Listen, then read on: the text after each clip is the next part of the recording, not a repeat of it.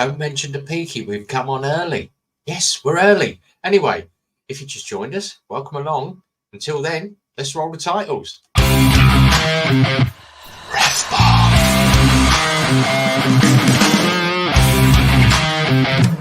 Ref Bar.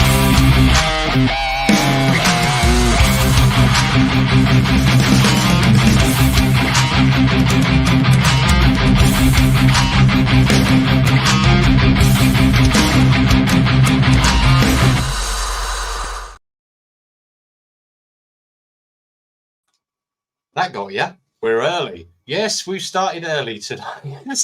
Pinky's going to be like, oh shit, Rev started early. And I've just sworn in the first 15 seconds. That's buggered it. It's gone red already. Right. Anyway, hello, everybody. Welcome along. It's Friday night live stream. Hi to GB Patriot, here at iPad, Fuelhead J.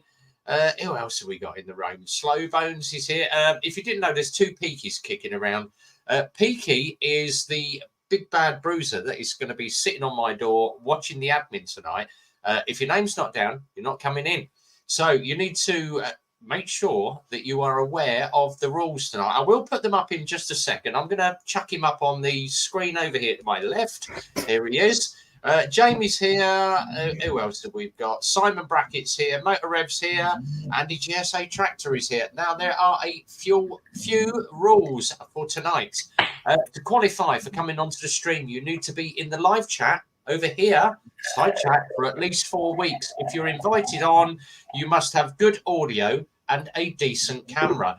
And of course, the disclaimer has to go up. We are live on YouTube, Facebook, Instagram, over 18s disclaimer, not for little children. Adult jokes, C-bombs, F-bombs may occur. As soon as he starts talking, there's going to be F-bombs everywhere. But if it's not for you, top red X, top corner on your Microsoft system, click the red X. Now, if you happen to be a live streamer or you happen to do streaming on YouTube, if you go into the description on YouTube, there is a link to StreamYard. StreamYard have messaged me this week and said, if you want to obviously get people onto StreamYard and do a little bit of advertising, we will give you a link to give people $10 discount. So it will give you a little bit of a discount if you wanted to have the paid StreamYard. Click the link, go over. I don't earn anything out of it, but it will get you $10 off if you wanted to do StreamYard.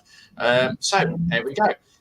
Boo Rider is in the room as well. 125 is a good size for me. I'm not into speed now, says Hera. Too many speed cameras around. Exactly. EUK's in the room. Sup, Peaky. I'm in the pub. I'll watch stuff. I get some friends to tune in every Friday. Thank you very much. And don't forget, just not Friday, Wednesday night, the midweek mumble as well. Tune in to Peaky on the Wednesday night as well. BKs and Bikes. You beat me to it. You started early. Evening Rev and evening Peaky. How you do? How you doing? Right, Limey's in the room as well. Good evening, all. I will get your packages out. I'm dropping them to my mum's tomorrow because my mum can only post on a Saturday. And I start at 6 and finish at 6, so I don't get a chance to get to the post office during the week. And the missus is too busy as well. Right, Limey Rider. Hey, Elder Scottish Biker is here. He was on Insta by mistake. Yep, we're on 3 platforms tonight. Facebook, Instagram, and we are live streaming on YouTube as well. So all good. GB Patriot. Yes, if you haven't heard, there will be no Z head tonight. Stu's got the man flu and he's been suffering since Christmas. So we're 2 months in. He's still got it. He's not a well man. So all the best, Stu. Get yourself well, mate. At the end of the day, forget the Friday night live streams. Your health comes first before your motorbiking pals. So yeah, at the end of the day, I have messaged Stu. Peaky's been on the phone to him as well. And that is how of why we do this community. So someone has a little problem, you text one of the other boys and they're on the phone to you. How you doing, mate? You all right? Blah, blah, blah. I had a little bit of a wobble on Thursday and I messaged Pete and he's on literally within 5 minutes of me putting the message out. What are you doing, mate? What's up? What's up? And that's what we do. Swear bomb timer is on. Yes, it is indeed. So, yeah, if it's not for you, if you don't like F-bombs and C-bombs, this is not the channel for you. It's about the Friday night, the bike community, all getting together. We have a little bit of fun in here. And we have a little bit of a laugh. Now, there is a link if you wanted to come in. The StreamYard link is up in the side chat, so you're very welcome to join us. If you've got a camera, you've got audio, come and join us, but you will have to be a Gotta get past me first. Yeah, you've got to get past Peaky first. We was going through the block list earlier because obviously Peaky can put stuff to his channel as well and broadcast tonight's stream to his channel. There is only one person that is banned on our live streams, and there happens to be a guy called James, unfortunately. So there will be no nipples tonight. There will be no looking at porn. The only porn that we do in here is bike porn, unless, of course, you happen to be on the WhatsApp group and you're sending the wrong set of files.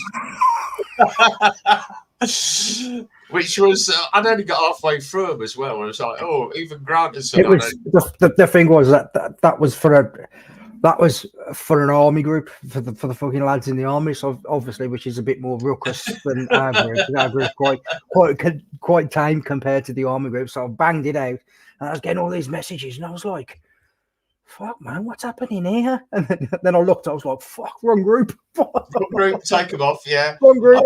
I didn't mind them. If you can't act sort of the banter that the army boys do, then get out.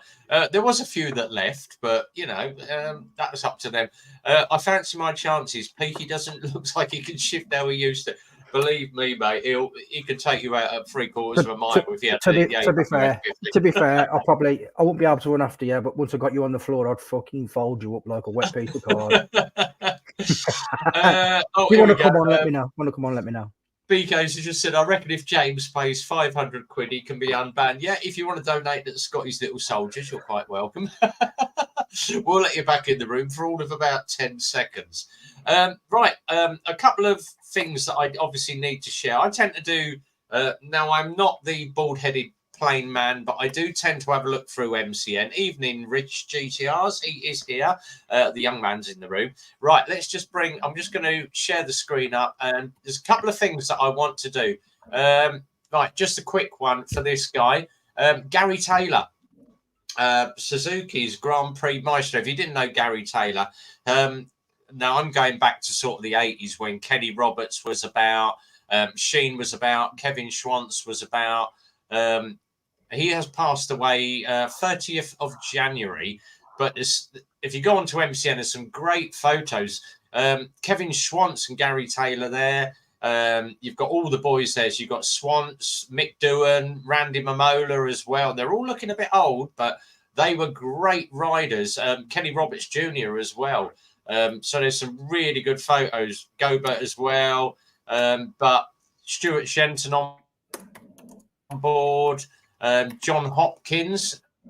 So he met loads and loads of bike players, but obviously he had passed away on the 30th of January. So commiserations to the family, our condolences and everything. But what a loss to the motorcycling industry, and everyone's dropping like bloody flies at the moment.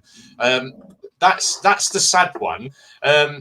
Now, Peaky is this is where the F words start popping out. We're just going to pop Rich on down here. I'm just going to share this screen up. Evening, Rich. I'm just going to show you. Yeah, good. Right.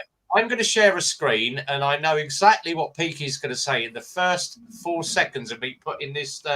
If you happen to go to the South Downs, Caffeine and Machine have opened a new cafe. Yay! Absolute fucking bag of shit. The thing is, Caffeine and Machine, it's a former public house known as the Hut. It sits 100 metres down from Loomies. Now, if people go, oh, are you going to Loomies this weekend or are you going to Caffeine and Machine? I know what I would choose. Loomies. I would be going to Loomies. Super Sausage. There you go, Super Sausage. Super Sausage. Yeah, where was you? Yeah, if you happen to go to me or Peaky's videos, we go to Caffeine and Machine up in Stratford-on-Avon. What a sack of shit it was. Absolutely. 20 minutes wait for a cup of coffee while everyone else is getting their coffees. Then they wanted money to park up. And I posted up that we were at Caffeine and Machine. And one of my very good friends, Roger, he's massive company director of I can't say the company, but he runs a PA company that does music around the UK. So massive company. He turned up, and Boo would be very jealous because he's got the M1000RR, 35 grand's worth of machine. He's got all the BMW levers on, the helmet, just like Boo does. He's got all the kit on. He rolled into Caffeine Machine, I think, about 45 minutes after we left. And, is Rev or Peaky here? No, they've left already. Oh, can I get a brew while you? Yeah, it's £5 to park. And he went, what? And she went, you're not the type of person that we want in here. And he went, what do you mean? She went, well, boy racer bike and the boy racer attitude in all the levers. And he went, love, he said, I'm 46 years old. I'm a company director of a £2.5 million company. You know, I like to show my bike off. And she went, well, you're not the type that we want here. And he went, that's all right. He got every member of his company to go on TripAdvisor and leave a review. Oh, bloody hell. Fair play. Fair play. Yeah. To be fair, like I say, when we got there, you know, it was only because of the look of the bikes we ended up parking for free at the front. Yeah. But and then we went in, we ordered the food, ordered a brew, and then they says, "Oh, sit down." So we sat down, and then we must have been sitting down, fucking honest, genuinely a good 20 minutes. And then I went up and I was like, "We haven't had a fucking cup of coffee yet. Where is it? Have you not had it?" And I was like, "No, we ain't fucking had it. You told me to go and sit down."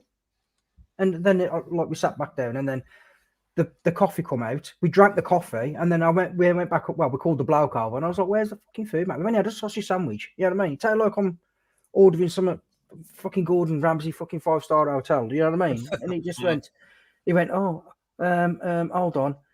We'll bring it out in a minute." Then about a 5 minute later, it come out and it was warm to say fucking best. It weren't all the best, was it? Yeah. But they've opened one in Milton Keynes. It's just down the road at Heath and Reach, and it's not doing very well. It does well with the petrol heads, but the bikers avoid it like the plague. Everyone goes to either the new thing at the moment is everybody's doing this gasoline juice because everyone said gasoline. Yeah, it's great. That is a great evening up there with Rivnet Biker and the lads. That like they've I went there the day. I don't even think they had opened at this point. We just turned up and went in, and the transformation in that place. They've got a full band set you can jump on, arcades. Motorbike simulators. Yeah. Oh, it is really it's a bit of a slap from where I'm living, but it's worth the ride. Do you know what I mean? If it's a nice day, it's definitely worth the ride out. 100%. And the thing is that Grant and obviously Rhythmic, Uncle Red, Ali and Hayden all tend to hang out at Gasoline Juice now because it's a different class. It's a different class of cafe. Yeah. Yeah. As Ali said, you know, GJ's the best hangout at the moment. Everybody and the thing is, you get all the petrol heads turn up. There's a certain, I think it's Uncle Red that does it. They've got this Volkswagen Beetle that's like got no seats in it. It's got the bonnet missing, and I think one of them sat in the front of it, while the other one's and Uncle Red's got the Insta in his mouth doing the ride, and it's just hacking around. But it's got a plane in there. Yeah, but the thing was, it used to be the old munitions base for the army, anyway. Yeah, it's a nice ride as well. The roads are really. It's like from the first time I went, I've only been there twice, and when I went last Sunday, was it last Sunday or the Sunday before? It was like they'd retarmacked the route from the Super Sausage. It is a really nice ride. Yeah. I was on my own doing it, but man, we went from there afterwards with Mick and I can't remember the other guy's name on a BMW. It was like Maynard. Yeah. We had a tear up literally all the way. No, I don't mean a fight. I mean like just we gunned it on the bikes through to this other little cafe in the middle of nowhere. And the roads, man, I was struggling to keep up. These two were really, they knew the roads. Maynard is a lovely guy. Really is a good guy. But I tell you what, he can half ride a bike. Oh God, yeah. I weren't expecting that bike because where Rhythmic's got his baffles still in his ZZR, you can't really hear it. You could hear that BMW over my own bike, you know, and he was right up ahead, and my God, it sounded good. I was very jealous. But them two know the roads. Hi, all listening in whilst fixing his living room doors. Yeah, brilliant. Yeah, we go. Ali's just said the A5 loads better. They need to tarmac the roads in Weedon, back itself. Yeah. They're getting there, but obviously everyone goes to Super Sausage for the crack of massive car park. But the thing is, it is literally. Yeah, the gasoline juice is like the new venue at the moment. Everyone's doing GJ, so I'm going to be going up there this Sunday. So I'm going to have a little ride up there. I'm going to take the drone with me. I'm going to go up and have a chat with the owner and do a little bit of an intro. And scare you made scare off the owner. Yeah. Mister, I don't know when to stop talking. I love it. Yeah, I'm glad you didn't come up there. You would have when I went up there. It was cool. Like, where did you end up? Did you end up in bloody Wales or something? A Lake District? Fake. Yeah. Oh, thanks for the invite. Yeah. That looked wicked, man. To be honest, mate, it was just a fucking last minute thing. And it wasn't until Wednesday that we kind of agreed to do it. Because what it was, I was going to go and do the winter camp with Alcomoto. But then I couldn't get the Friday day off where they was getting up there the Friday day. I couldn't get the Friday day off. So I said to Jay, because Jay was like, I can't do Fridays, because he works as well. So he was like, we'll go up Saturday and see if we can meet them when they're coming down Sunday. Yeah. But to be fair, mate, the weather was that bad. Yeah, I know. Yeah, the weather. I was watching. It's the same trip where the lads dropped his bike, wasn't it? Yeah, He fell over. He fell over, didn't he? No, the wind pushed him over. Yeah, that's. I know what that's like to have severe wind, especially on the Isle of Skye. That was horrific. That was the day me and Matt were wanting to go to the Harris Island, and the wind is 80 mile an hour gusts. 80 mile an hour wind on a motorbike is fine because to counter it, the continuous wind. When it's gusts, 1 minute you're getting slapped that way, then that way. It's just horrific, like dangerously horrific. Yeah, I mean, when I come back down the M6, because we went into the North Yorkshire moors, come down, and then like basically as we dropped to the bottom, he turned left, I turned right. But then once I'd got into the M6, there was that much wind. No, not just wind, but the water on the fucking M6. Oh god, Ain't it fun? At one point, mate, I was sat there doing like fucking 50 mile an hour with my hazards on in the slow lane, just fucking. Mate, honestly, I was like, this is fucking stupid. And I still had like 2.5 hours to fucking get back because we hadn't jumped. Because I hadn't jumped straight back on the M6, I'd gone. We'd done big, massive fucking loop, basically, come back on ourselves. But I was, you just get on and you just think, fuck's sake, this is shit. Sorry, Boo Rider put there. It was Amici is where we went after gasoline. Yeah. Amici, is that how you say it? Yeah. Amici coffee, yeah. Nice caramel latte. Yeah, they do a good coffee. Yeah. The Sandy Cafe, I'll tell you what, they it's normally, I think it's either a Wednesday, I think it's the Tuesday or the Wednesday they do Amici, because I do Oakley on the Thursday, and then normally live stream Friday, Super Sausage Sunday, and then it rolls around. But there's a couple of, it's literally bike night. When it gets to the summer, it's bike night every night in Milton Keynes, every different venue across the county. Yeah, there's all the round my way. We used to have years ago the Dick Turpin on the A127 was like a midweek robbery. Midweek meet, yeah, it literally was, mate, honestly. That was the first time I felt incredible power on the back of a motorbike. I had a Triumph Sprint 900 at the time. God, we're talking about 10 years ago. My mate Keith had a Nost Hayabusa, first gen, and he got to 210 mile an hour of me on the back, and the lamppost in the centre of the road disappeared, mate. Oh, shit myself. There's no question about it. Gus has just said gasoline juice. The road on the property is full of potholes. Have they filled them in? Best one to ask on that is Ribnick, because he's up there every weekend. To be honest, for what I see, I didn't go through the lot. I come like down the back entrance, down the S road. Nothing better going in the back entrance. Nothing better, honestly. Backdoor Richie, they call me. But yeah, no, it's not. It's all right, but I think looking up that road, it was still a bit bit tedious with the potholes. There we go. Ali said, "I don't think so." There, so yeah, they'll get round to it when it gets popular. Obviously, they'll start. Yeah, so when they've got a bit of spare cash, they'll fucking do it, will they? Because they know that people are coming. Then you know what I mean? Exactly. Well, gasoline juice will start filling the holes when them low Lamborghinis and start coming in. They have to, or else they're just going to put the bill to them, aren't they?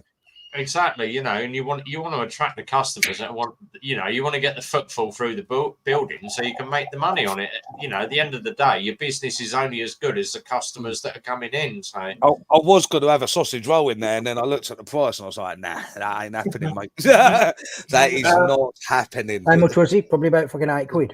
It was about £7.50, saying like, it was so stupid, mate. If you go on to Andy GSA Tractors video, if you go on his channel. My trip to gasoline juice, and he's got his drone. He's flying the drone around the inside. And then he goes up to the counter and he goes, "How much for a sausage roll?" And she goes, "But he went, you can fuck off." And he walked off. He went, "Hey, fucking Greg's love." The bloke up there said he is applying for a food license, which will be able to bring the cost of everything down because it's all, I don't know what he's doing there, like microwaves. You know what to do? Go to Super Sausage, get yourself a bacon and sausage roll, wrap it in tinfoil like I do when I bring them home for the missus, take it to gasoline juice and eat outside. Nah, sod that. Just go McDonald's, mate. It's cheaper. I'll tell you what, off for an hour. The last time that I went up with, I've only been there once, I went up with Andy GSA Tractor. He went in and he went, "Fuck me." He went, "It's about £2.50, £3 for a cup of coffee." And I went, "Fuck that." I went out to the bike and got the jet boiler. That's what I did on the A5 when you get to up the A5 up here. I was like, I pulled on and then we're walking around with these brews and I was like, "Oh, Sandra, I might have a pint. I might have a brew. I don't know." Yeah.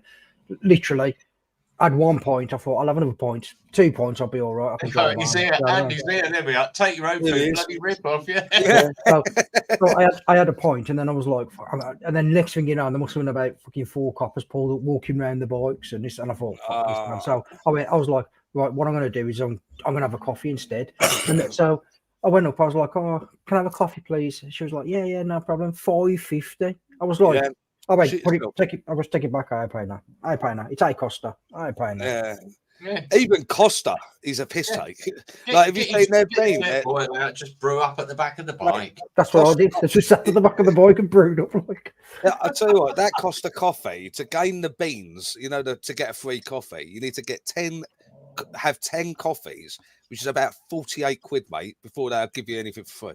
What a liberty! It's for coffee. It's coffee. It's daylight robbery. Yeah, I mean, to be fair, I mean, well, we had it quite cheeky because the one boy, the bloke, left the fucking stamp thing on the side, so I had that away. So we kept going in, just having loads of cars, just stamping all the cars and getting. So, they were the days of the stamps, mate, weren't they? Yeah. Sarah does motor. Sarah's it. Evening, Sarah. Oh, if you haven't seen Little Gareth, Little Gareth he is now. He's doing his weightlifting and everything. He's looking quite fit though for a Scotsman now. Yeah. Can I just say, I have said it on the side chat, but if you watch Slow Rider's video, I think it was the beginning of this week, he's lost his mate. Sorry, mate. I haven't seen that yet. No. Yeah, just put my condolences there for him. Yeah, condolences there, mate. Sorry, Slow. Yeah, sorry to hear that, mate. Oh, that's sad. Talking about Scotland, I've nearly finished episode 3, and it's stupid. There we go, strong man. It is stupidly funny.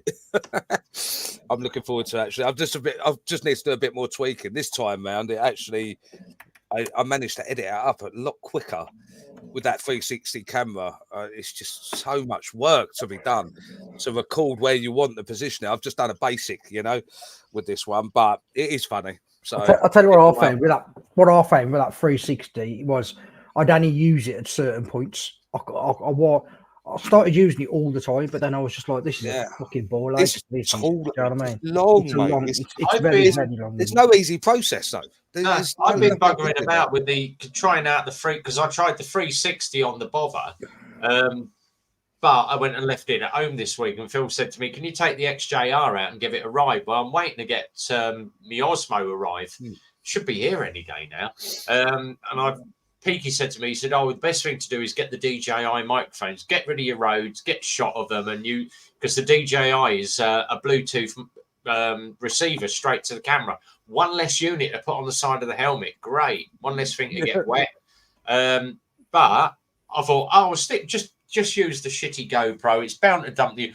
Lo and behold, I'm doing the walk round video, and I'm going 1, 2, 1, holding it in my hand. The bloody external mic's gone on it.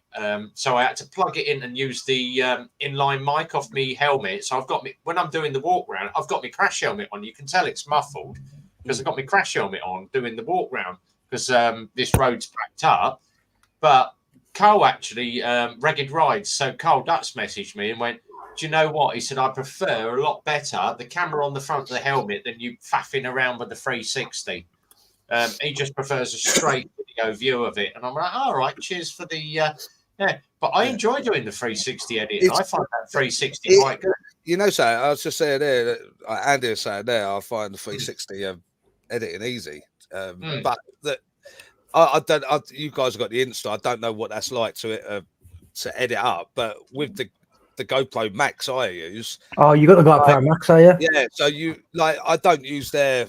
I could actually start using their app because I've got a better phone. I've got the S24 Ultra now, so let's see how that goes. But to do it on the PC, on the laptop, it's like I have to go into their software, make where I want the camera to be at certain points. Then I've got to download that in 4K.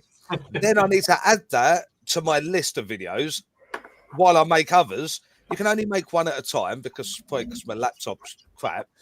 But then you'll find when you add it and then you want to add the music to it, nothing's in sync. And it is just like, fucking hell, fuck. And this is why it's taken so long for me to get. Just said, just a personal opinion, but it's the opinion of your subscribers that counts. If you totally ignore what people are saying, I prefer you doing this, I like you doing. Give a bit of everything, but if people say I like the GoPro footage at the front, then give them what they want. Yeah. Well, the thing is, I think people go to people's channels for what they want. Like mine is about music. Like I was a DJ. I love my music. Matt, who was with me on my Scotland tour, he's a music producer. So in this next one, the first track you hear is one of Matt's tracks he made 7 years ago, and when I showed him, because I'm sharing all the progress with him, obviously, because he's on it as well. He don't want to look shit, be funny but not shit, And he's like, at the moment, he's gone, "Fuck me, this is good, Rich. This is the best one yet." But the way you've made it. But it's only 15 minutes long. But I don't know if that's the right time length for little episodes, because if it goes to 30 minutes, people can get bored. I don't know. See, I'm going to stop you there, mate. Yeah, I want to hear him. I like if it's a day out, day out or something like that, I think 10 minutes. Yeah. If you can cram it into 10 minutes, sound. If it's a series, which is what yours is, it's a fucking series. So I'd sit and watch 25 minutes, 30 minutes. I'd even watch I've watched people who've done 40 minutes because you're invested in what the next phase is on the ride. So if you're doing it as more of a series, then do a longer. Extend it a little bit. Do a longer. What does the chat think? Because honestly, I've been all my episodes so far with the Peak District. This was Lake District of Scotland. Is around about between 10 and 25 minutes. Is that what you guys would want to see? Not saying that you'll watch it, but I'm just saying, what do you guys actually think on this? Because this is it's all the learning curve, man. And hearing it from the chat would honestly be better than listening to the snoring. Mate, I've took him out for a walk today. Honestly, just before I come on air, mate. So he's been at work with me all day, and because he's the only dog in on a Friday, he's got the run of the fucking place. Yeah? He's got the run of the place. So as soon as he gets in, mate, he's off the lead, and then he's got then like an acre and a half, and all the doors are open, and he just goes wherever he wants. You know what I mean? He goes in people's offices and fucking comes back out. I don't even know where he is half the time. And like he'll just lie under people's desks and get his head down and stuff like that. Hey, mate, what was that series with Peter Kay and he's in the car and the girl sitting next to him was talking about dogging? And she goes, "Yeah, I'll go dogging with Keith, my neighbour, an old boy." And he goes, "What? You going dogging?" He said, "Yeah, we take the dogs, like dog walking." She thinks, but then I'll get you the link, Pete. It's funny. Yeah, definitely. Yeah, he's honestly, but because he's a bulldog, he's car share. That's it. Car share, yeah. But it's because he's a bulldog, but he's a big bulldog. He's got the big gene. But when he was a pup, he could fucking walk for hours. But now he's struggles. He's free now. 20 minutes, he's fucking knackered. But we've done about a 25-minute loop. But he's been with me all day at work as well. So usually, if I take him for a big walk, it's because he ain't been to work with me. But he's been to work all day, and he's had a big walk as well. So he's fucking proper getting his fucking. He's been for a walk. He's been at your swingers place. I love it. Yeah. So there's a very good bit. If anybody, Peaky will know what I'm talking about. Dibber in the Wind. Yeah. So obviously Dibber does a lot of sort of the MC community and the MCCs, tells you all about it. He's been going backwards and forwards to Malta, and he's just put up episode 4 of going to Malta around the old. It's basically a bit of history and the forts and that.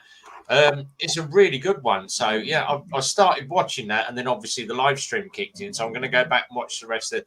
But Dibber in the Wind, very good channel to go and watch. So yeah, another one for you to add to your collection of people that you follow. Yeah, and obviously don't forget the Motor Rev community as well. So Craig's in. So the thing is with Motor Rev, they're all named after Top Gun people. So you've got Goose, you've got bloody Viper and Flash and all this lot. But there's some really good guys from Motor Rev community that really know what they're talking about, even if they do ride BMWs.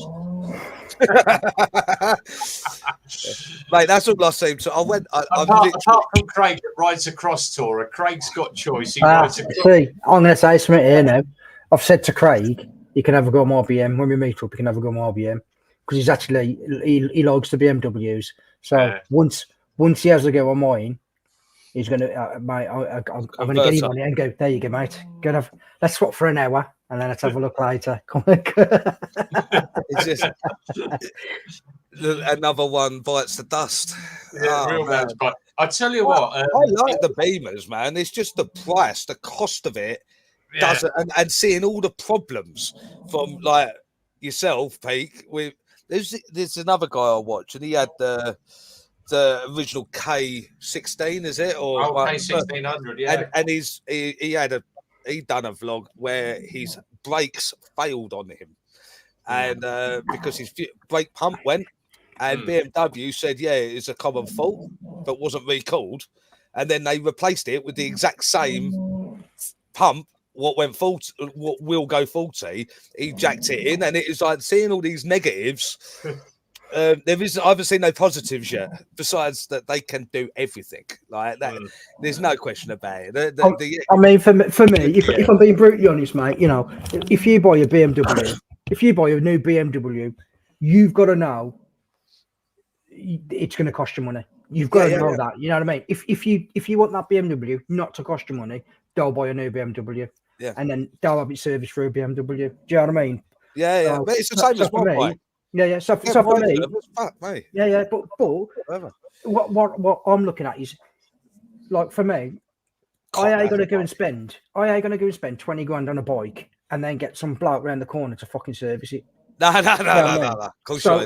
So for me, I'm gonna go and take it to the garage so that when I hand that bike to the garage, I'm like, and yeah, it is a bit of blame culture, but if anything goes wrong, then you did it. You can take it back to me. Nowhere else, and that's why I take it to them for everything. But you say that, Pete, but I take the GTR to Kawasaki, mate, because it keeps a false online history log. Yeah, So yeah. I don't have, like, don't get me wrong, you should see the folder I've got with services. Like that thing's had everything. And it's like it's due another valve clearance check. Do you know what I mean? I've been racking up miles, mate, on that thing this year. It's crazy. But I will only take that to Kawasaki because no one else would actually touch it for the valve clearance because they know how much work's to be done. You know, but the good thing about the place round my way, if you need valve clearances done and all that stuff, mate, ask your mechanic. Can you send me an updated pictures? I want to see my bike inside out. You know, and my mechanic, he kept a log. He is sending me WhatsApp pictures every day. Like he had it for 4 days, and he even done the cable management. Well, I put LED lights on it all over the place, and when he said when I went to pick up the bike, he said when I removed the side fairings and see all the cables, I actually went in the back room and cried, mate, because I knew this is going to be hell. But he did an absolute. I gave him a 200 quid tip. Because it came to less, they quoted me 1,300 quid for valve clearance, but all the fluid changes, oil, air filter, shaft oil, clutch, brake fluids, everything was done, spark plugs, and they ended up charging me 700 quid, and I bunged the fucking mechanic 200 quid in his hand, and he said, "You bring it here, I'll always look after your bike." I was like, "Yeah." The 100%. thing is, if you tend to follow a lot of these channels, so obviously Craig, Motorrev, I had Lone Rider, and then I thought, we'll go and watch him and Trent going camping, and he's got I think it's the Slummit Club 2. I'm like, all right, that looks quite an easy tent to put up because it's literally, but then I looked at, I just happened to Google quick up motorcycle camping tent, and it came up with the Kayam, and I looked on YouTube, found a couple of videos of the Kayam, and I went, Jesus Christ, you can have this thing up in 8 minutes, where it takes me ages to put the pole. If you're doing the Lone Rider on your own, you've got to stretch the poles, peg the back down, pull it out, stretch it out. That's the excitement of it all, though. Yeah, it's too much. If it's pissing down a rain, you want to be up and set up and inside the bloody thing as quick as you can. No, you know what you should do? In that case, do what Andy Tractor does. Get a fucking hotel, yeah, exactly. But I ended up going for the it's the Kayam. I've got the Kayam Elite. I think it's the Kayam Elite 2, which is basically like the Slummit Club with an admin area on the front of it and the side door and a front door. But you can lift the front door up and make it into a lean-to with the extra poles, and the poles come with it for the price. And I'm like, normally you have to buy extra poles. So I thought, right, I'll get myself the Kayam, but it's a good bit of kit. So Gordon's just said Craig is the outdoors rep. Yeah, go outdoors. He is. Yeah, Craig knows a lot about camping. I love that, Andy. Stevie's Scouse, good to see you. Andy, never had to build a hotel. I think that one brilliant, man. Miss you, mate. We'll have to go for a ride and meet up, go for a drink.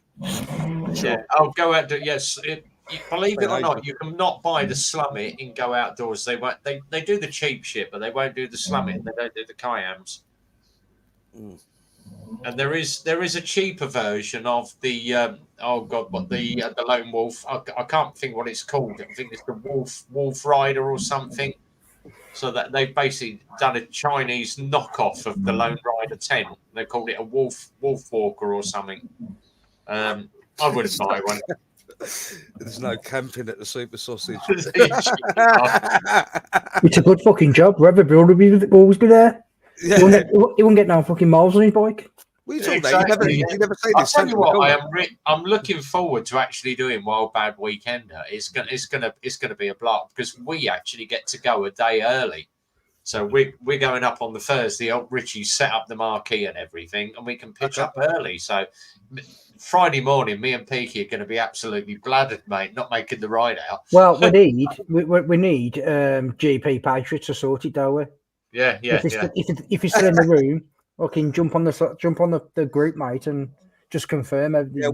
When is that? It's the last weekend of July. 135 quid for the weekend, so that's not bad for a weekend's camp, is it? Really? And all you got to buy is your beer and your food. Last weekend of July. Oh, what, the 29th? Oh no, what is it? I think it's 27. 26, 27, 28. Yeah. Oh, right, I'm off that way. I might fucking do that. Yeah. Get into it. I was watching, Get in. Jay went and did it, and he actually met up with Cartwheels there as well. So Just, I've there been you go. watching Cartwheels review of 26th it. to the 28th. Yeah. Yeah, I'm off. I'm going to book that for holiday. I don't need to. I'm off. Oh, here we are. I'm on a cruise in July for a fortnight. All right, stop fucking bragging. Is that a cruise missile or cruise the boat? What's happening about the summer solstice? We're just going to sort it out, mate. We'll leave it till, I don't know, a month before, and then... When is that? We'll do it. Is that what? Is this going from winter to summer, isn't it? Yeah. No, it's autumn. No, it's autumn. Summer to autumn. Oh, so it's towards the end of the year. Yeah. Yeah. Oh, right. Okay. Well, we can do either. So we can do when the clocks go forward, and when the clocks go back. Yeah. So that's the weekend. So if, like I say, if anybody wants to jump on, see how many speed cameras we can upset. Yeah, but the thing is, if we're going from like Barmouth way, like West Wales, over to Norwich, it's going to take us 2 weeks to get out of Wales at 20 mile an hour. That's the fucking problem. Who does 20 mile an hour through Wales? I know, but they've probably got more police than Matt have in London. Just make sure you're in the fucking middle fucking gaggle. So everyone's number plate looks like Peaky's. All you got to do is just strap a sheep to the number plate. They'll be all right. I'll just put Peaky's right or Andy's on my bike. To be fair, if you watch one of Rev's video, you'll see what my number plate looks like. You would see fuck all there, would you? Yeah. Also, I am going to say this. I'm also giving on Motor Rev's weekend. Their weekends, I've not been on one, but looking at the videos, because obviously there's different people and different channels, the different videos of their weekends, and their weekends include food. Oh, so. right. You know what I mean? All you got to take then is your piss. So all you got to do is message them. You know, say for example, there's your breakfast, your dinner, and your tea, for example, and then all you do is pre-order the breakfast and your dinner and your tea before you fucking get there. And then obviously all you got to take is your camping shit and your piss. Yeah, when I put your fucking bear. A couple of years ago when I did Wales and I did like the Mac Loop, I did like Snowdonia way on my own. I ended up camping with these guys, these other bikers I'm at, just finding directions. I ended up sticking with them for the rest of the 3-4 days. But they had a support car and it had everything, mate. Like I'm talking the big marquees, like all in his car, all the tools you need to repair the bike. The geezer was learning. I can't remember his name or any of them, to be honest, but I just remember the guy in the car had never rode a bike before. And he was put on an R6 over the grass, and he's just burning out, going through across the grass, the green. But they had a fire pits and everything. Fucking wicked. Cut first. I am gonna say, Craig and the Motor Rev lads. Obviously, I can't bring it, but obviously I work for the army. So if you wanted like a massive fucking gazebo tent thing, like a marquee, then just let me know, because I think they rent them out for something like fucking 25 quid for a weekend. But you need to pick it up in a fucking van, because they weigh a fucking ton. Them like a fabric. There we go. Longest day, 20th of June. 20th of June. All right. Yeah. Shortest day, 21st of December. It's on a Thursday. Rays, love you guys' videos. A lot different from the Harley videos. Our videos are more updated. Ray's, I said Ray's. Check him out, man. He does some wicked fucking lives, honestly. And if you can stop up, the military bike is doing one about 1:30. If you can fucking keep your Ray's Motor Life military bike. Was it Hell's? I haven't seen Dwayne for ages. Hell's on 2 wheels. I've seen Hell's as well. Yeah, I've seen him do anything. Yeah. I've seen little bits on Insta of him and Crystal and the kiddie, but there's not been much about. And Ray's had my little coat. I managed to get one out to America, so Ray's has had one of my coasters as well. So paint him a little coaster. He's happy. Crazy said, he messaged me early, went, can you make me a bigger coaster? Can you make the logo bigger? Make sure it fills the coaster. And I'm like, Jesus Christ, yeah, all right, I'll get you some. I'll drop them off to you on the 18th. I think, is Jay coming to join us on the 18th? Yeah. Well, depending where we're going, because he said for him, if we go up to the Lake District, up to the Peak District, sorry, then we can. Yeah. But I was just thinking. All I was thinking is, if people come from the north, they've got to come down, and you've got to come from the south, come up and get a meeting point. Lake District. Perfect. Well, I was looking at because I've got a little route by me, which is you can do in about fucking 2.5, 3 hours, but we stops and brews and stuff like that. It's about 4.5 hours. So if you want to stop for the first time or the second brew or whatever, then we can. But if you get to a point where you're like, well, I've got to fucking shoot off, then it's easy. You're in the middle of fucking nowhere. You're like literally, you're about 20 minutes from the M54. You're in the hills, but you're literally 20 minutes from the M54, and then you're at the base of the M54, but you're only like in 20 minutes getting on the M54. You'll be on the M6, and then you can go north or fucking south. Do you know what I mean? You are like fucking miles away there. Exactly. We could set up camp at the top of Hard Knock Pass again. Don't for God's sake, don't take Jay to Hard Knock Pass. He drops he knows how to drop the KTM there. He didn't drop it, but he got close. Yeah, he held on to it. Mate, his legs was fucking shaking like a shitting dog on his legs. All I could hear was on the pack talks. All I could hear. You went, oh, and I thought, fucking hell, I've heard that before when fucking Phil fell off. So I was like, fucking hell. And I was like, you're right, Matt, you're right. And then all I could hear was the fuck. Mate, you're trying to pick it up. Fuck. That feeling of dropping your bike, man, your baby, you've got to stay in first gear and keep the revs on and slide the clutch, mate. You can just smell the clutch turn that traction control straight off. Yeah. That thing needed. If I wouldn't have done that, we'd have been. To be fair, like I was in front of him, and I was talking, but I was more talking to myself than talking to Jay, because I was like, get in first gear, eye revs, stand up on the bike, and you can hear that on my channel. I'm going, you're probably best standing up, but you know what I mean? And I'm talking to myself, really. I'm talking with myself through it. Do you know what I mean? But it just comes to a point where I'll come round a bend, and then I kind of lose him on the bend. And that's when he kind of loses it then. Not loses it, but he kind of loses a little bit of confidence, and then because he can't see me, he can't follow the line that I'm taking, and then he just stops. But yeah, he did drop it. But yeah, honestly, we had a fucking wicked fucking. Well, it was a weekend. It was a night, really. We got up there early and then had the night there. The boozer was fucking cracking. We've all seen the photo of Jay laying there scratching his ass.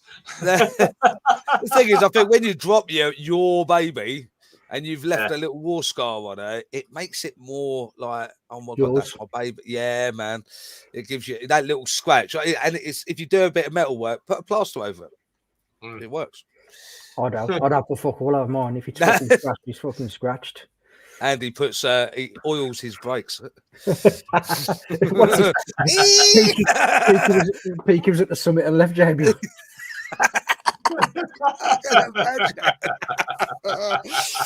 Oh shit! Yeah, Peaky. You're not staying up for my live later. I've got a 5 a.m. start again, but yeah, I'll see if I'm still up. It's got to be worth it. I texted him earlier and I was like, what time is it on? And he was like, I don't know. I can't remember what time he says. And I was like, what time is that in fucking English? And he was like, 1:30. So then when I went to the shop to get some beer, I thought, you know what, I'm going to double up just in case I'm still awake. Because last time I was on his channel, I was fucking bladdered. I was chucking out some fucking... Who's this? Military biker. Oh, what? Gotcha. So when I went on his channel last time, just before Christmas, I was fucking steaming, absolutely steaming. I don't remember coming off, and one of them. You're like, fuck, get up in the morning. You're like, fuck, I was on his bollocks. You're gonna watch it back. Yeah. What the fuck did I say, man? You're reporting it. Yeah. Get this thing off. But yeah, it's good, because a lot of his lives are with the American vets. Do you know what I mean? So they get the fucking. Well, I don't know whether they get the Banters Stevie, or not. get yourself on the channel. Come and advertise My your old- show for tonight. Hey, But my old fucking man does the old Sapper festivals. Oh, the you Sappers, know, Oh, yeah. Sappers, Yeah, yeah. but he does. My old man was ex-Sapper, and it's like he Hey. does all the festivals up there. Limey's up in the here. north. Evening, Hello. buddy. Oh, Goodbye. sorry. Oh, he's gone. He was here. Oh, where's he gone? Hello. Oh, hang on. Let me get him back in again. Right. This add him is to such a stage. professional setup. Add to stage. Right. I keep bloody adding him, and he keeps buggering off on me. There he is. Right, he's here. Now, stop pressing the bloody button. See ya. I'll bring the screens open, mate. Yeah, it's this admin. This admin's wank. How you doing, Mucka? You're right. Yeah, I'm Sam, mate. You? Yeah, mate. I was just saying, like we've had just a busy fucking week, man. We've had about 3 deliveries. Your ballistic plates. Yeah. Yeah, so we've had 3 big deliveries of them to go over to Poland this week. So it's just a fucking nightmare, mate. Is that all the new Vertus plates being rolled out? Yeah. Yeah. Yeah, so you got the front and the back, are you? Yeah. But yeah, it's just a nightmare because they're coming in boxes. Yeah. Like big MFO boxes, which is fucking same, mate. But everyone's got a fucking serial number on, so you got to take them all out the fucking boxes, lay them all out, fucking scan them into the unit, and then put them on the fucking system manually because because them new serial numbers, it won't accept them. So you've got to put them all on the fucking system manually. So it's an absolute fucking. So in pain Poland in the right now, all they've got is a load of carbon monoxide detectors. Is that what's going on? Oh, fucking! What the fucking funny doing? look at What the that. fucking funny doing? So, actually, we never ever heard the end result on that. Did you So- get your camera? No. So Really? honestly, so basically, they sent me an email. They sent me an email saying that they think I'm lying. Basically, Fucking saying that there was too many. They said there was too many inconsistencies, and I says, right, okay. So I sent them the live that I did of me opening the fucking box up, Yeah. and I went, what inconsistencies there? I've opened the box on my live stream, Yeah. and there's no fucking GoPro in there. I can't do it any. But then it just wasn't just No, you, well, though, me. was it? Well, It me. was just- There was- no, I'm saying it wasn't just you. There was multiple No, there was people. There was multiple hundreds, people that had that problem, yeah. hundreds and hundreds. So in the end, I ended up going through because anything I buy like that, I always wear on a credit card. Anything. You got your money back straight Yeah. away. So I just messaged them and I was like, right, this has been ongoing now for about 8 weeks. This is what's happened. So I sent them a load of all the emails backwards and forwards. I sent them the link for the live when I opened it up and all the rest of it. And they met literally. I don't know, They said you're 4 lying. days. Yeah. The old credit card company. No, fuck you. 4 hours they went with fucking now you're fucking sorted out. Yeah. You're fucking on eBay. No, but to be fair, like I say, within about 3 or 4 days, they'd put it back on the fucking what's it name. But, Still, yeah. what a liberty from. Did you buy that from Direct. from GoPro? Yeah. So when you buy, if you buy new from GoPro, what you'll get is a pre-sale. So what they told me is that the pre-sale of the GoPros actually comes from a separate fucking company. It don't even come from GoPro. It comes from a separate fucking company, Wow. like a holding stock. And then So they someone ship earned a that fortune, out to all the people who are paying you £50 a fucking month. And that's what I did. I've done it from the GoPro 6. I bought the GoPro 6 now, so I've had the 7, 2 8s, a 9, 2 10s, 2 11s, and then I Wow. bought the 12. I had the drone. The drone fucking just fell out the sky. First flight, just disconnected, just fell out the sky. I was like, fucking hell. That's just what you want, isn't it? And then What drone was that? The That the one GoPro. you actually attached the GoPro to it. Yeah. You click the GoPro underneath it. That is Honestly, massive, man. Mate, Wasn't it weighed a fucking ton. It was Yeah. like fucking lifting the dog up. Bloody hell, mate. Yeah, I remember. Buy a fucking GoPro. Honestly, Yeah. I'd never ever. I wouldn't say to anybody, go to GoPro because since I've moved away from GoPro, there's cameras out there that are fucking far fucking better. Yeah. Far, Oh, mate, not a little bit. I'm on about I've- fucking heads and fucking shoulders. I've just got this, the S24 Ultra. Fuck it, the camera quality on this, mate, is unreal. Like stupidly good. Oh, you got the same? Yes, mate. That's the 23. Oh, yeah. But this is the 24. Yeah. Yeah. It's only one number different. It's a fucking phone. There's a huge difference, mate. There's a huge difference. But the thing is, even today I went to get the cover, you know, like the glass protector put on it, and all he had was these poxy fucking glittery ones for that. So I look like a perf, but it's okay. We're in the 21st century, 28th century, whatever. But the bloke there, the Indian guy who was dealing with this, he's got an iPhone 11. He said, I want that phone so bad. The technology in it is unbelievable. And this geezer's a tech freak. And I let him play with mine for a bit, for a few hacks on it. And then, he's like, yeah, I need this.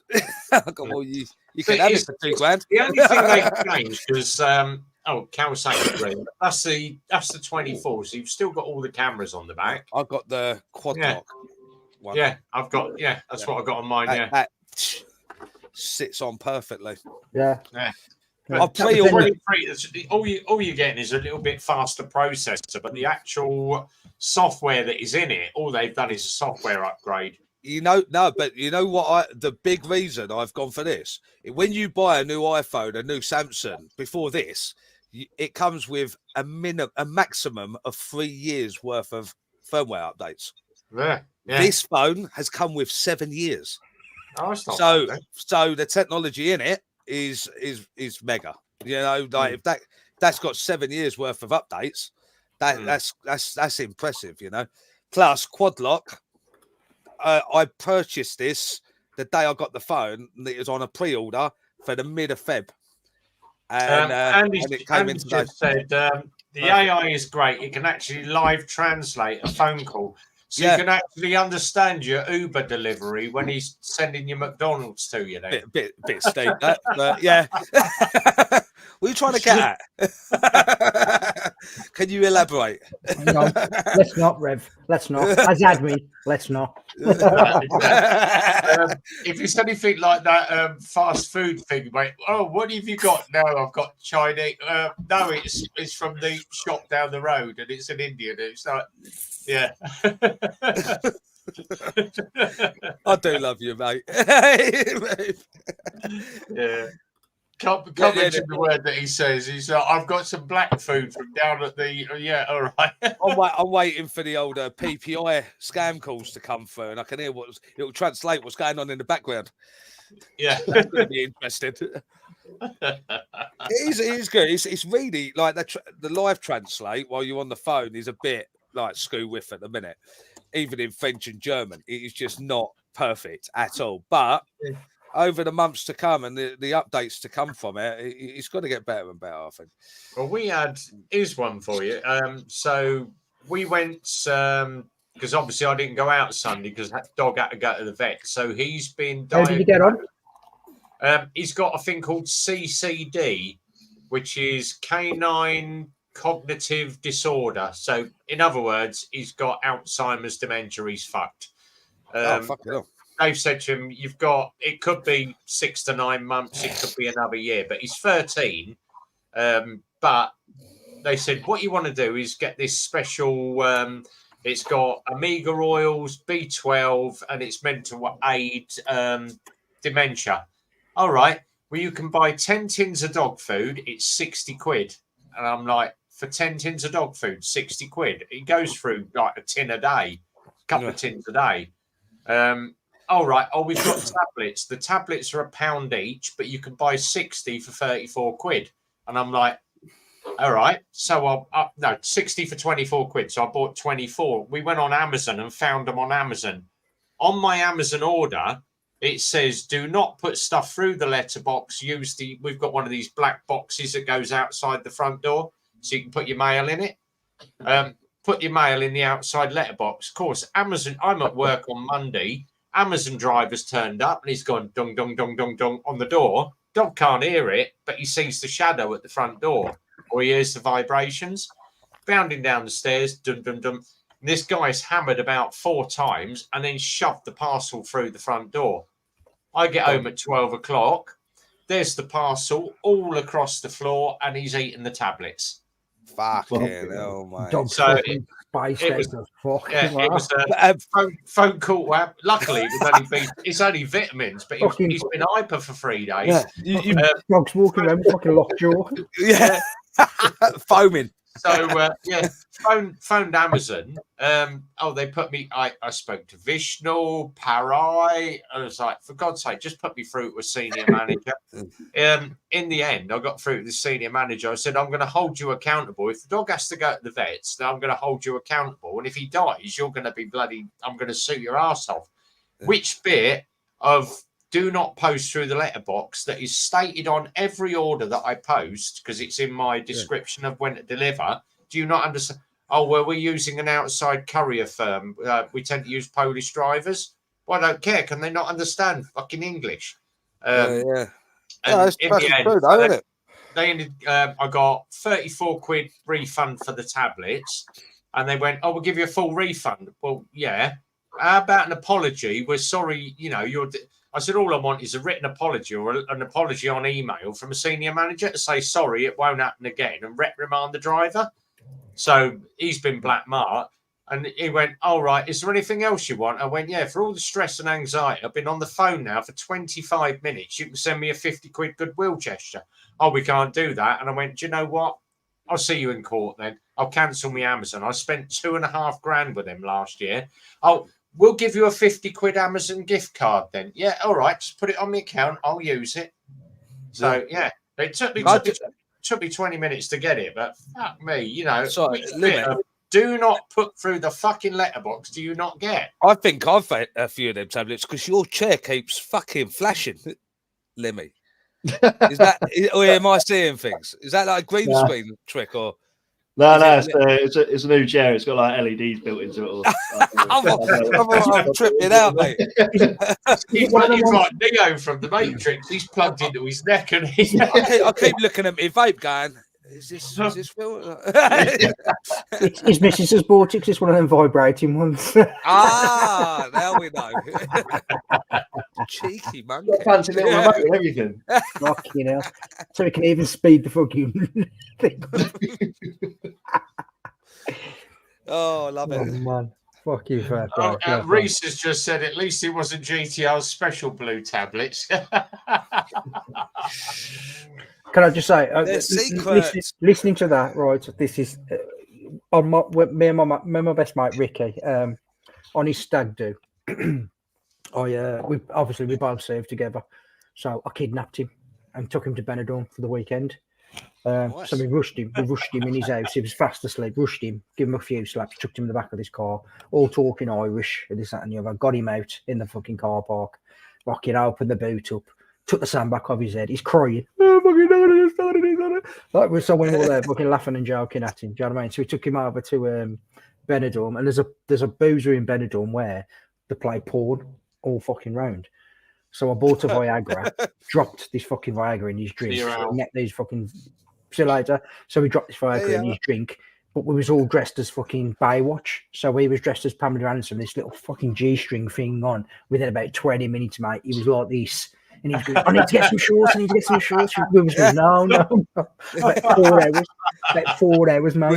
He was like this, mate. But, mate, you it's are the best thing to drop in someone's drink. Mate, honestly, you are happy with me. There was about 20 of us went, but there was only like 4, 5 squaddies went, and we got kicked out. The first night we was in the hotel. Well, we day sleep in the hotel the first night, but we got to the hotel about fucking 4 o'clock in the morning. At 6 o'clock, we got fucking kicked out. Fucking hell, mate. That just sounds like a proper Benidorm experience, a normal Benidorm experience. Honestly, mate, we was walking around with fucking rucksacks trying to find somewhere to let us in. We was like, and one of you with a boner. Just Go in there. They let him stop. They let him stop because all I brought in his little fucking suitcase with his missus's clothes. So all he had was like bras and pants and little fucking tank tops and stuff like that. Like. Brilliant. So like the women's like fucking flip flops. He had like a women's pair of flip flops to wear all weekend and stuff like that. Oh, what a lad. He was happy because at the time he was a fucking teacher. So we're all taking photos on Facebook. He's going, keep him on fucking Facebook. Keep him on Facebook. Yeah, man. Fucking, that was class. That was class, man. Brilliant. Honestly. I can't tell you anything else because it was fucking. It's not what you could think, guys. It was just a sweeping brush in his pants. Just mate, he had like like the Baywatch things where it's like they've got two strips and then it comes into one. God. Mate, he had one of them on. And what a lad, mate! And like he had one ball sack either side, just fucking. With his stonko on, mate. He day leave there for 4 hours. We sat there drinking at the bar until it went, and we was crying, absolutely crying. Oh mate, how many of you? Whilst we was there, like I said, there's about 20 of us went over, but when we was in the bar, there was probably about 12 of us in the bar. Because some of them car drink, you know what I mean? So them like, oh, you army boys car drink and all this and I had in 4 days, I had a McDonald's and 2 KFCs. That's all I'd had to eat in 4 days. That's a good weekend, man. Mate, that sounds like a good week. Took me 4 days to recover. I was in shit order, honestly. I was in absolute shit order. Toby's Carvery, mate. Sort your right out. Mate, I'd have still been over. I'd have still been over the fucking drink. I'll leave it 4 days later. I think the most random holiday I ever did was I was off work, or I finished this contract on the railway. And I was like, "Fuck this! I'm going to Thailand, and I'm going some more." And I literally packed my stuff up and fucked off. When they're random like that, I went for 3 weeks. I thought, "Fuck it," just on my own, just fucked off. And it's the best when it's random. Like these biking adventures we're all doing, it's like when it's random and not pre-planned a year in advance. When it's like, oh, tomorrow it's happening, it's the best experience. Like me and Matt had the funniest time in Cambridge 2 weeks before we went to Scotland, testing all the gear because I was just rugging. I got, should we go camping tomorrow? And he's like, why? I got. Test all the gear, see what we need, what we don't need, most importantly, what we don't need to take. And he's like, yeah, all right. And we went Cambridge camping at this random campsite in the middle of nowhere, I took the drone up, flew it around some wind turbines, nearly got smashed out the sky by a propeller. But all that footage I was going to integrate into this Scotland trip, which I couldn't believe every single piece of drone footage from Scotland, besides when I did that Lion King thing, had gone. When I got home, put the SD card in, and there's nothing on it. I was livid, mate. Have you took it to the shops to get it? Yeah, mate. The chip was one of the lads at work is ex what they call it? The police investigators where they do phone chips and that. He gave it to his mate at work. He said, "There's nothing on it." And I'm like, "What?" But there's a hairline crack what goes straight through the middle of it. That's what's happened. Okay. But they filed that chip right back to its elements and put all the fucking bits on it. And they said, "No, there's no recovery on this, mate, at all." I go, "Fucking thank God for that. You should have seen the fucking kids on it." He's got what? I go, no, you're joking. Fair play. Yeah, I know, but if I'd have had that, this series would be fucking unreal, mate. The footage, unreal. I mean, going back to our earlier on conversation about it, so for me, when I watch, for example, if you want to watch series, you got to look at people like Motor Rev and stuff like that, because when they do big motor trips, they do big motor trips. Now, I'm quite happy knowing that you're watching a series. So I know then I'm like, sound them 25, 30 minutes long. I don't mind that. If you met for a day, 10 minutes is fucking sound. Do you know what I mean? But I know that I'm investing that time into that fucking series. Because I could make this a little longer. At the minute, what is it at? Hang on. Where's my fucking shit? I mean, if you watch Maltarev's one, I think it was 2022 that when they went to France and did the D-Day landings. That's fucking brilliant. And Mate, I it's bet. fucking the editing is fucking ace as well. Do you know what I mean? Scotland's village is. But you know, and that's That's what I'm saying. that's yeah. This at the moment, I've downloaded it just so I could send it to Matt and stick it on our drive. But it's at 15 minutes 43 seconds, and I'm thinking I could actually put another 10 minutes worth of footage into this, which would make a big difference to what's already there. And that, to be honest, what I've made so far is really good. But that's I what think. I'm saying. You know, if people are invested in watching the series, then that's what you need to put it out as a fucking series. Don't put it out as, you know, you need to put it out like they do, like episode 1, episode 2, episode 3. So that's what I've done. You know, in time when they look at it, them like fucking sound, man. I've got a good fucking 3 or 4 nights watching that shit there. You know what I mean?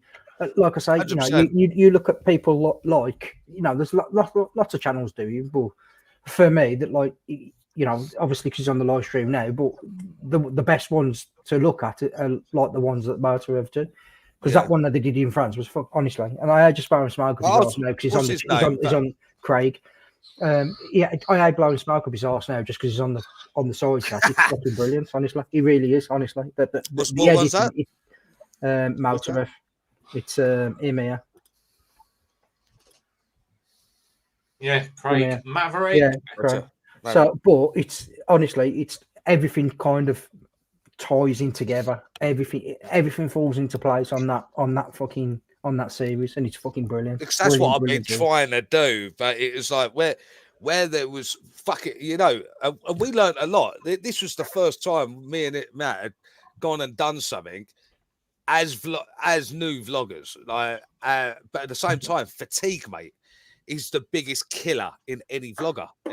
That's in our experience, because even as tired as you are, you need to get that camera out and record it. And at times, I'm thinking he's recording. We're at one point, every time we come up to a new sign, like when we got to Fort William, right? And I tap him on the leg. I go, yes. And we're like fist bump. And I've tapped on the leg. I went, yes, through the intercom. He's like, there's nothing, right? And I've gone, what the fuck? I've looked behind me. He's like this. Fucking sound asleep on the back. I go, you twat, you're gonna get me nicked. Being asleep, he was out of it, mate. We pulled over and had ice cream and what's it called, a triple shot of espresso, which for the next run down to Malay was just like, the roads kept us awake. It was like, oh my god, look at this view, and none of that was on record. None of it. And I'm like, you know, when you're looking through the footage, going, oh, I wish I had that bit, because them roads are banging, you know. But you know, you live and learn, don't you? Yeah. You know. I mean, just saying that to Russ. If you watch my little thing I did for the Scottish little challenge, the videos I did, they're all right. Yeah. If you want to see the ups and downs, watch the lives, because you see me, I'm up here, and then you can gradually see me on the lives fucking getting lower and lower. You know what I mean? In my mood, in my fucking everything. Up until the day, it was about fucking day 8, and I was just fucked. I was absolutely fucking chinned. But this thing with this camping thing you guys are doing this year, and the cross the country run, I'd have to see, because if I can do that, because I haven't got nothing in plan. Like, I've got what I want to do, and I want to do the Gibraltar run 100%, because this is GTR Travels UK, and to get Gibraltar under the belt would mean everything. Plus, Gibraltar's amazing, honestly. It's fucking like, you said you may come, but on no disrespect, I'm thinking of doing this solo, because just on the camera side of it, I just want to vlog and go through what I'm feeling throughout this fucking experience, because it's going to be powerful. Last time I went there, my dad was based there as a sapper, back in the day, and it's like I lived there for 11 months, Gibraltar. 11 months. Wow. HMS Rook. I lived with my sister when I got in a bit of trouble. I I just remember as a toddler going there, and we're in Fingarola near the Lineker's bar. Yeah. On a holiday, and we just wanted bacon, all of us, and there was no bacon. We got to Gibraltar into Tesco's, and it was like the full ration smoked bacon. I was like, yes.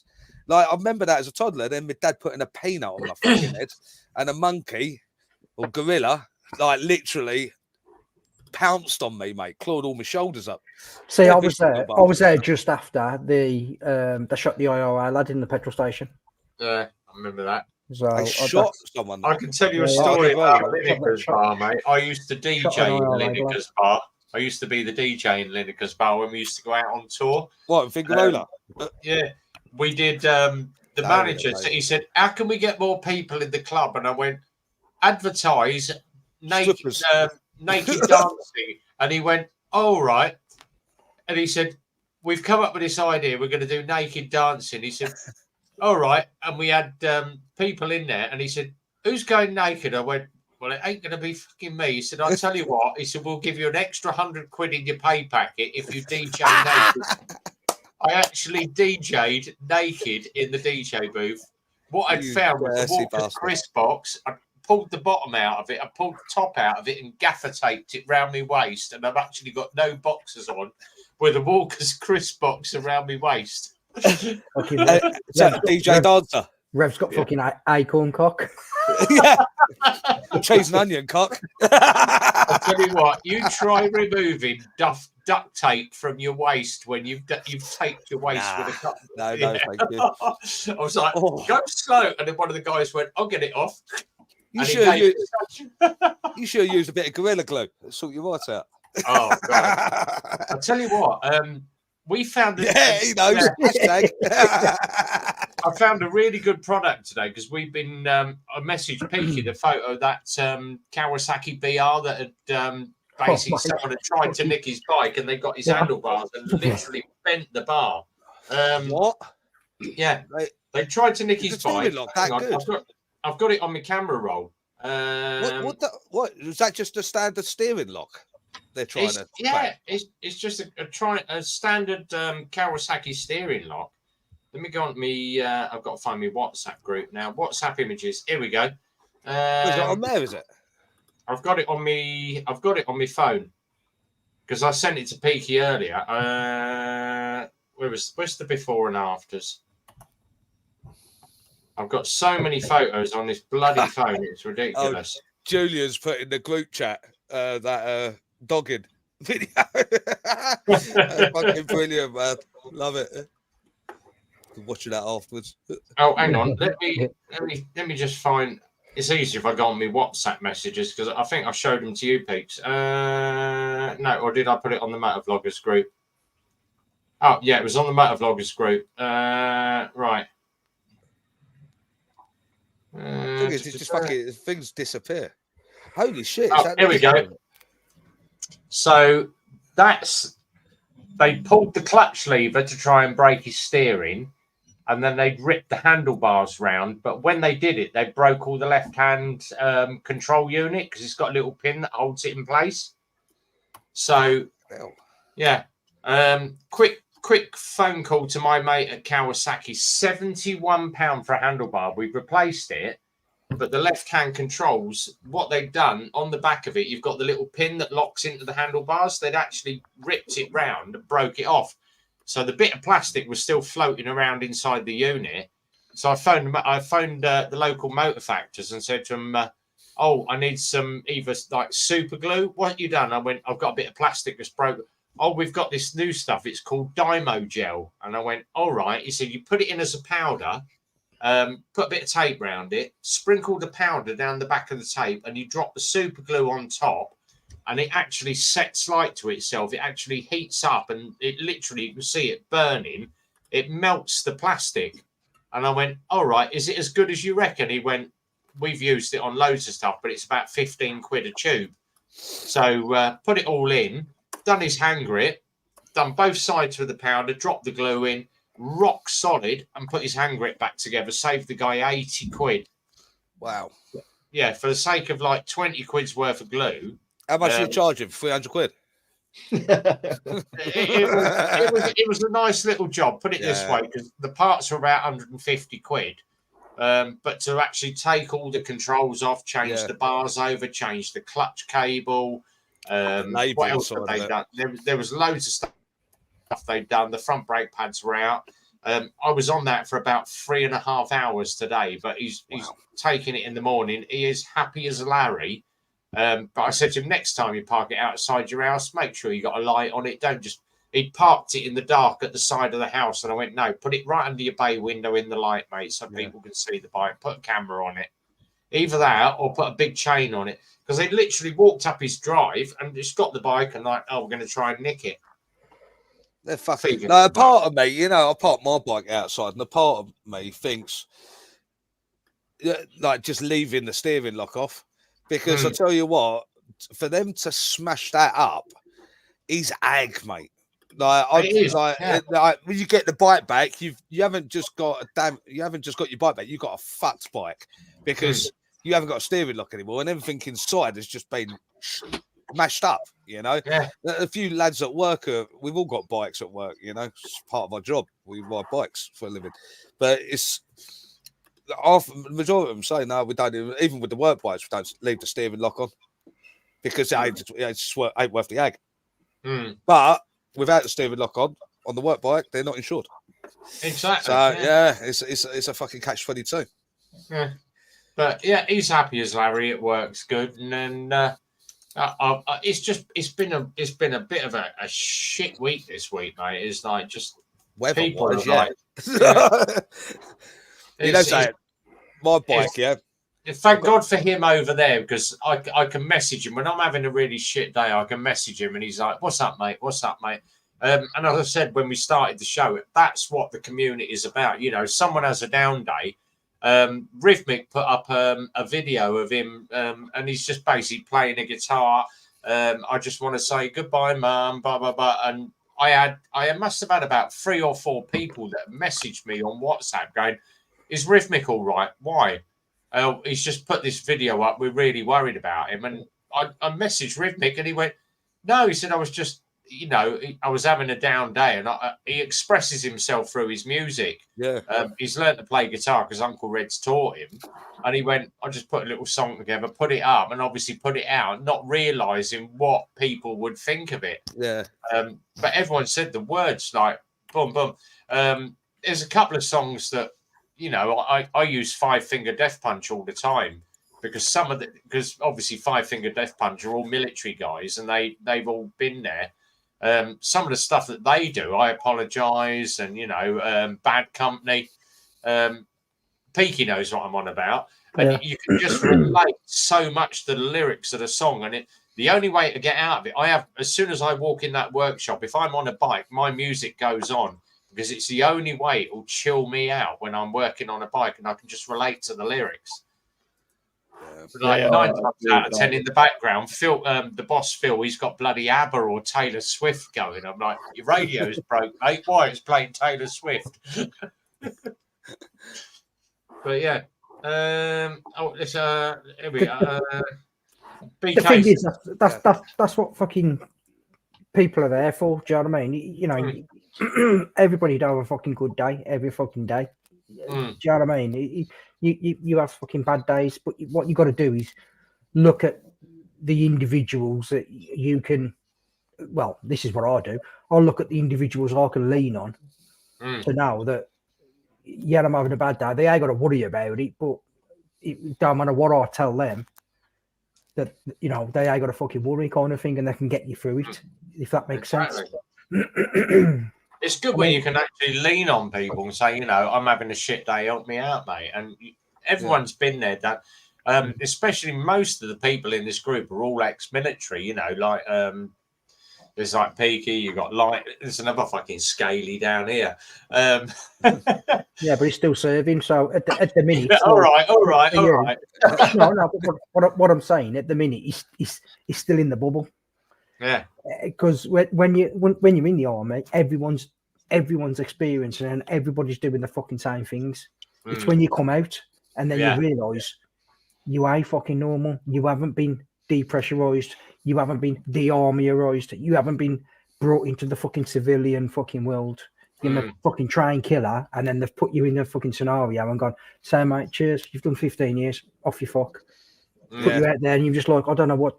I don't know how to fucking react. I don't know how to fucking do things. I don't know how to speak to people fucking properly. Yeah. And then it just starts fucking snowballing, and then you obviously you just.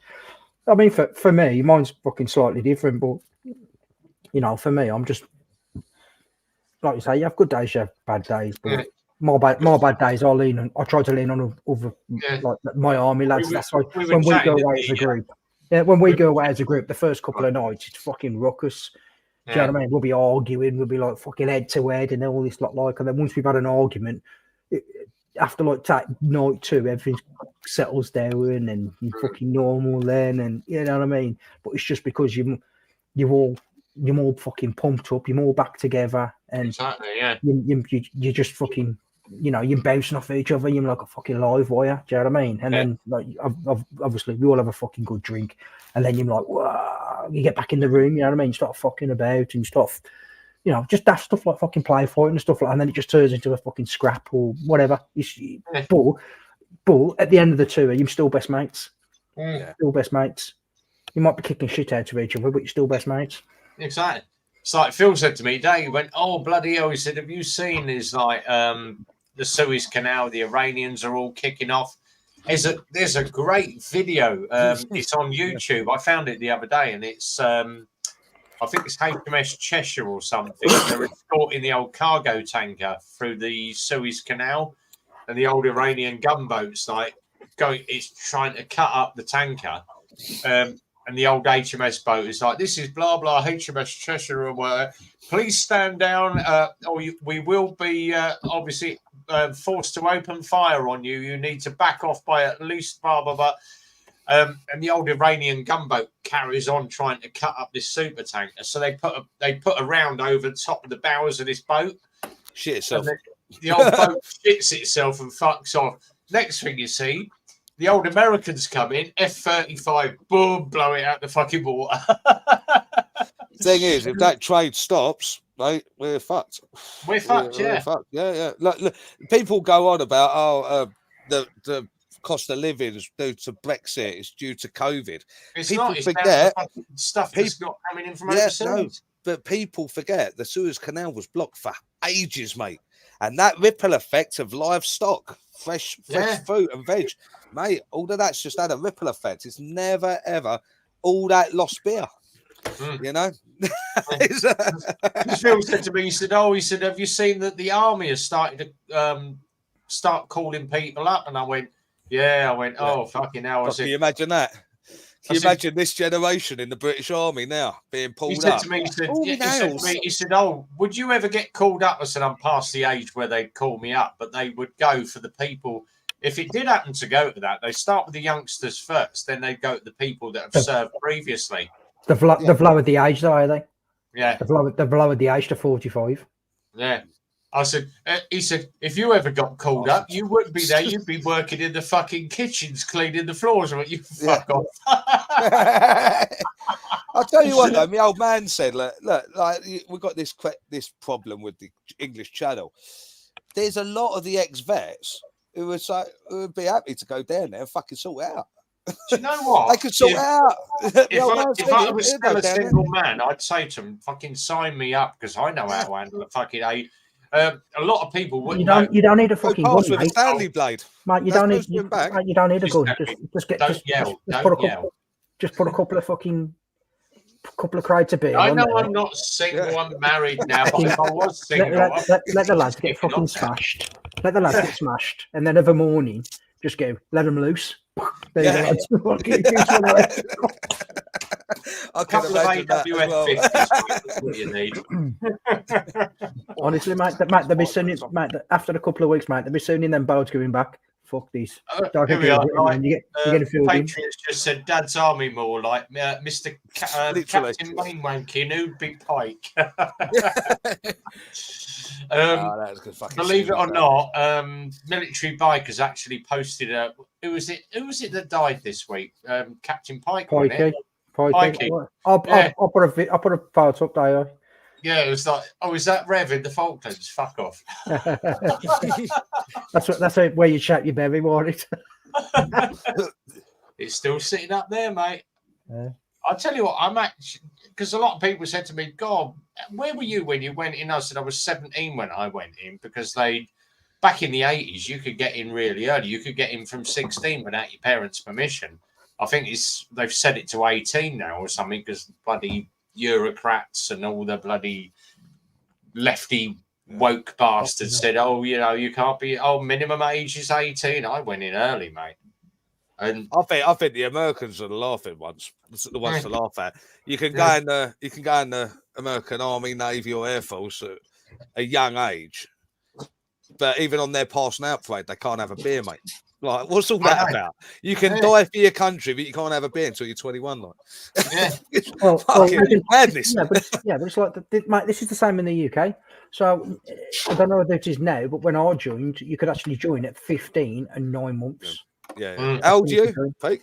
46. Yeah. So, believe it or not, Pete, I was only the same age as my missus. I was only fucking hell. She's fucking. Mate, what the fuck? You fucking what? Crowd will snatch you, then, are you? All right. but like I joined at 16. Do you know what I mean? So I had to get withheld because my battalion was in Northern Ireland, so I had to be held until I was 18 because of Northern Ireland. Yeah. But I'm literally 2 days before my 18th birthday, I flew out and got held in Northern Ireland. On my 18th birthday, I went out and did a patrol on my 18th birthday in Northern Ireland. Stafford's.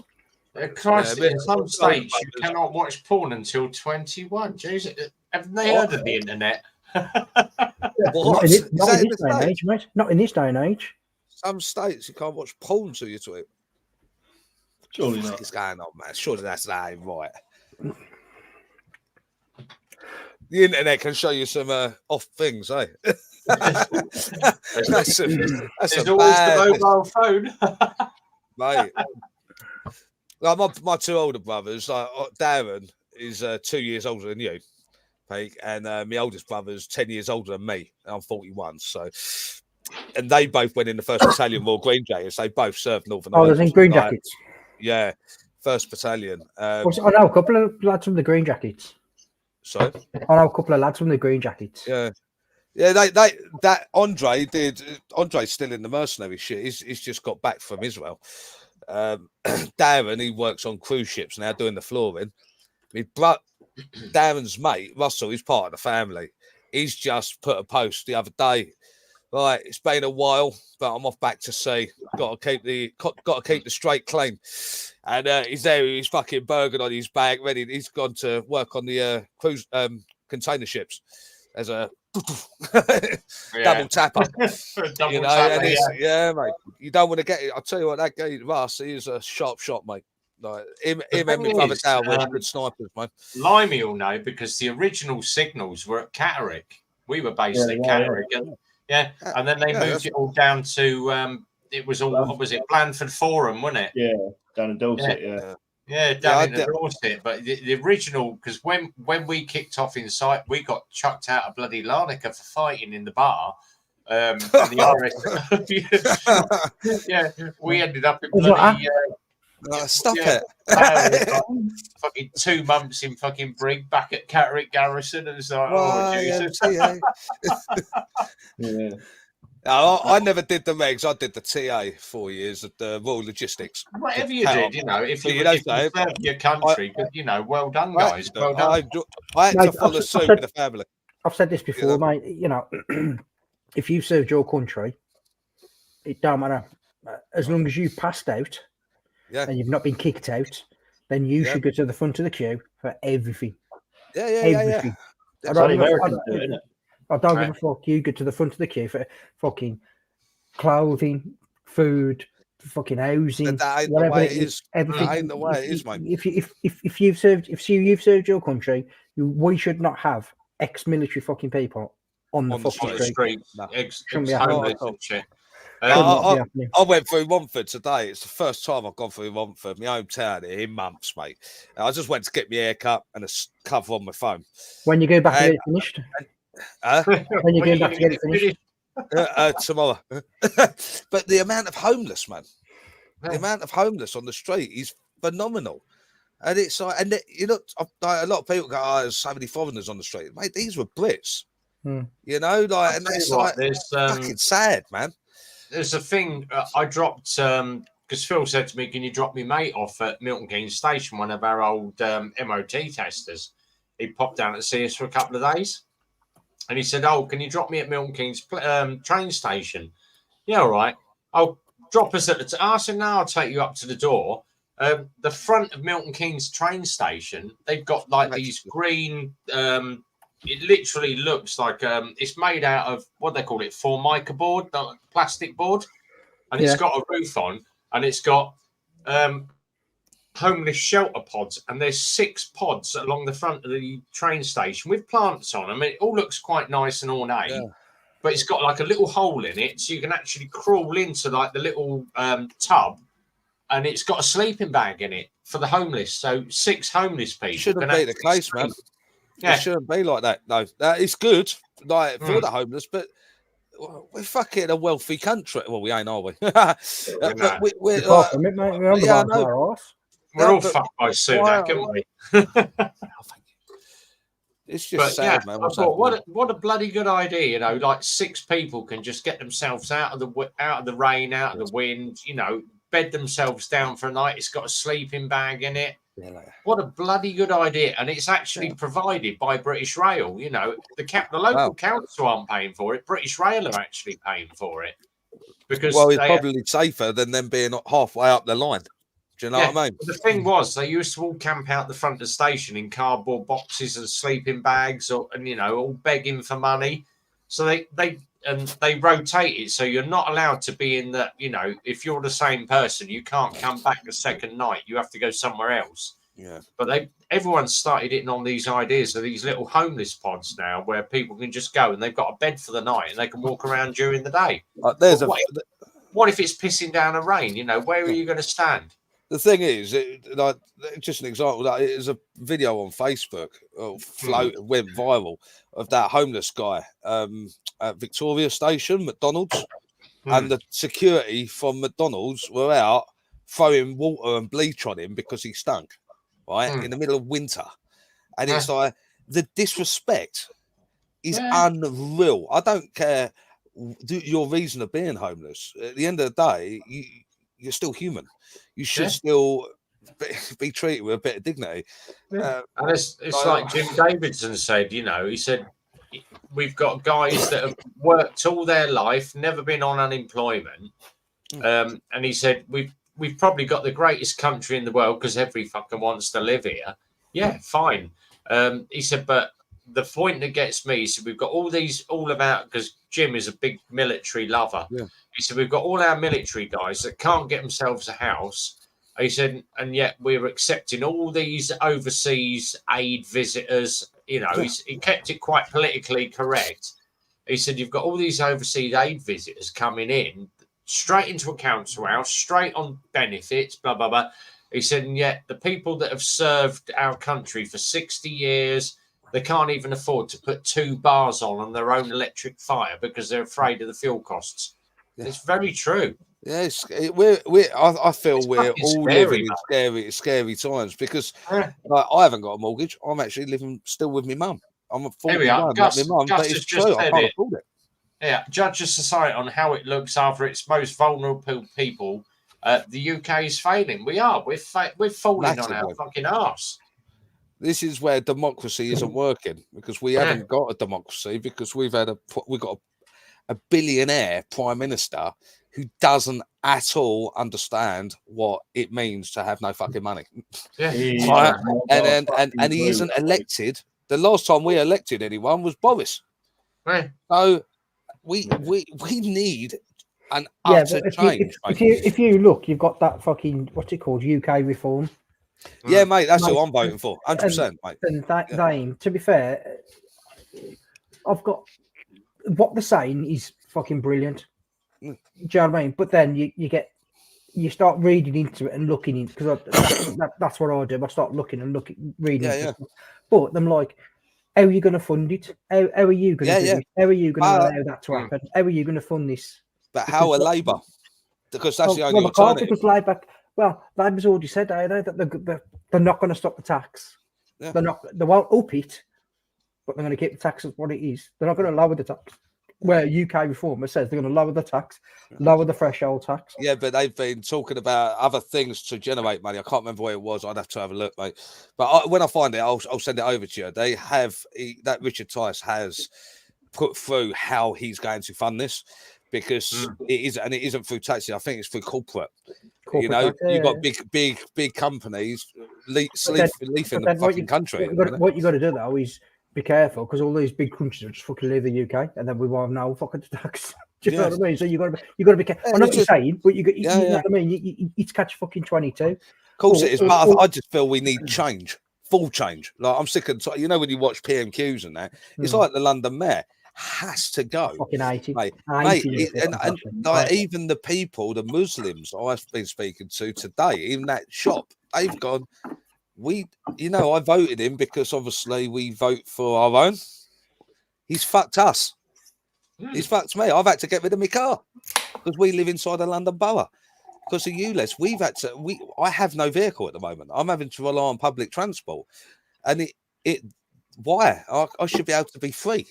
And I'm like, I'm glad you're saying this. This is the first time I've heard it, and that's today. And it is like, I've been waiting for one to like a Muslim to come forward and go, yeah, we can't vote for him, mate, because he's fucked us. He's fucked everyone. Yeah. Again, having a go at these old boys that cut the old ULEZ cameras down. Bloody good show, you know. No, mate. I love it. They are the Robin Hoods. Robin Hoods of London, mate. I think, who's that geezer? Mark something. I'll follow him on TikTok and that. And he's always like in their face, like, yeah, what you gonna do, mate? Yeah, what you gonna do? Oh, look, you've been a couple of weeks ago, he went out and bought an ex-prison van and he's parked it right behind the unit. Mate, but then like the other day, I had to go to Clapham to get my electric control for my heated leggings for the bike, and on the way back I thought, I'm going to pop past Trafalgar Square because I'm sure there's a ULEZ thing going on, and there was, mate, and they gave me a massive, you see it, didn't you, the massive sticker, no to ULEZ, right, with St George's flag. And I was like, there's nowhere actually on my bike to put this. I thought I'll stuck it on the top, straight on the top box side. But I thought, this is brilliant. And the thing is, just like Tony Robinson. Yeah, Tony Robinson for Prime Minister. Yeah. That's a bit steep, like. I agree with him, but there's a lot of 6 billion, made 6 billion. What are you going to do with 6 billion pounds? Yeah, but if you look at it, right, so we have a fucking, I don't know, a gas crisis. The gas company's fucking profits go up. We have an electric crisis. The fucking electric company fucking make a fucking profit. Water. The water. The water fire in the wasting Lake District. It's just, we're just getting absolutely screwed left, right, and fucking Chelsea in this country. But you know what? You know something? Since Brexit, we've only started looking into our own governments first. And it's the truth. Since Brexit, where the accountability now solely lies on our British government and our politicians, they are getting scrutinised. And this is the reason I voted for it. Not everyone will like me for saying that, but I did, because it's not a racist reason for vote. It's because we should be allowed, our politicians should be held accountable for every decision made. When you've got a foreign body making regulations on behalf of the British government, there's no one to be held accountable. And that's the biggest thing.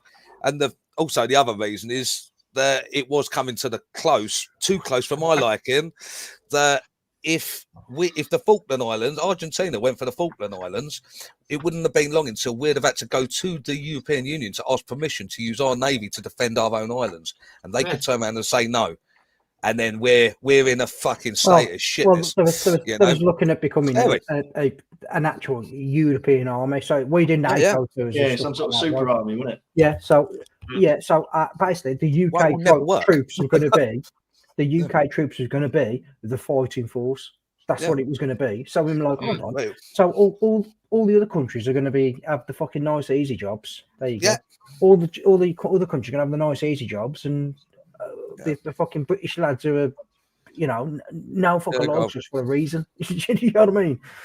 But yeah, it's not, like, don't get me wrong. This is the joy of democracy. We all have a choice on a vote, on a referendum, and I respect the people who voted to remain.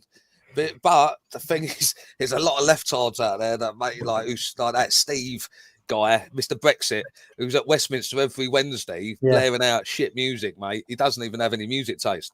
It's like with his European blue hat on and his stars around his head, and it's just like, you're just a dickhead, mate.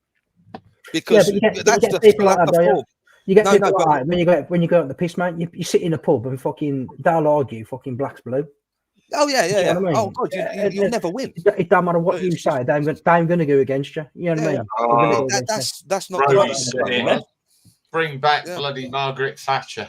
Oh mate, I wish, mate. It's genuinely now. I'm going to put the cat amongst the pigeons now, right? So she was the first one to start selling off the shit for everybody. She was the first one to start selling like parts of the fucking post office, parts of the fucking government and stuff like that. She was the first one.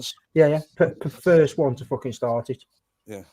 So she was also the first prime minister to turn around and say, the moment we allow anyone into our country, the moment it fails. Poll tax. Yeah. She kicked in poll tax, where that was per person, not per household, fucking per person. Everybody, even if you're homeless, you have to pay a fucking poll tax. It's ludicrous. Fucking right, that is. Fucking look that up. Even if it's ludicrous though. Yeah. The thing is, you know what's scary at this time of life? Like, I live with my parents. It could be the point that mortgage rates could go. The Bank of England go, right, everything's going up 14%, and it's unaffordable. Everyone's mortgage is unaffordable instantly, and we could be homeless.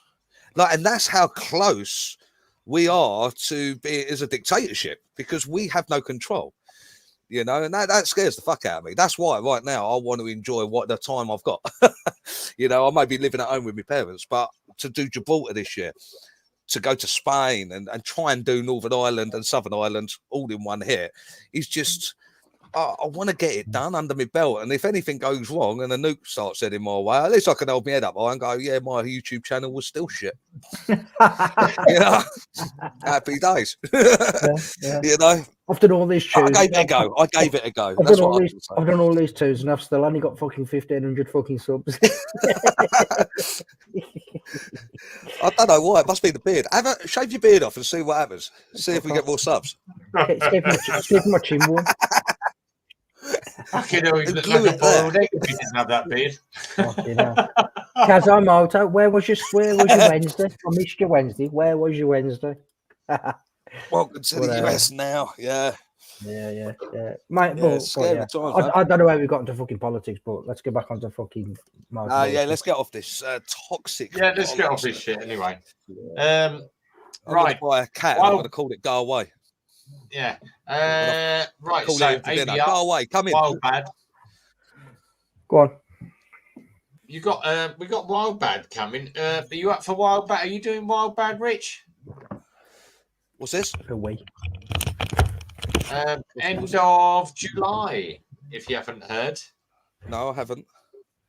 Oh, so End Wild July, Bad weekend at Brosham Hall. Let me just bring it up, mate. July. I'll you the.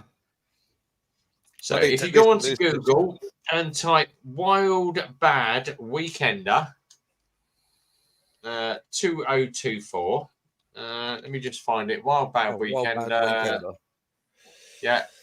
Go back to Wild Bad Weekend. Wild Bad 2020. Horton Waters, 2 days, and it is the 26th, 28th of July. 167 days, 10 hours, 13 minutes, and 31 seconds till it kicks off. 2 nights camping, so that's Friday 2 and days, 2 Saturday nights. night. 135 quid. I'm doing it. Peaky's doing it.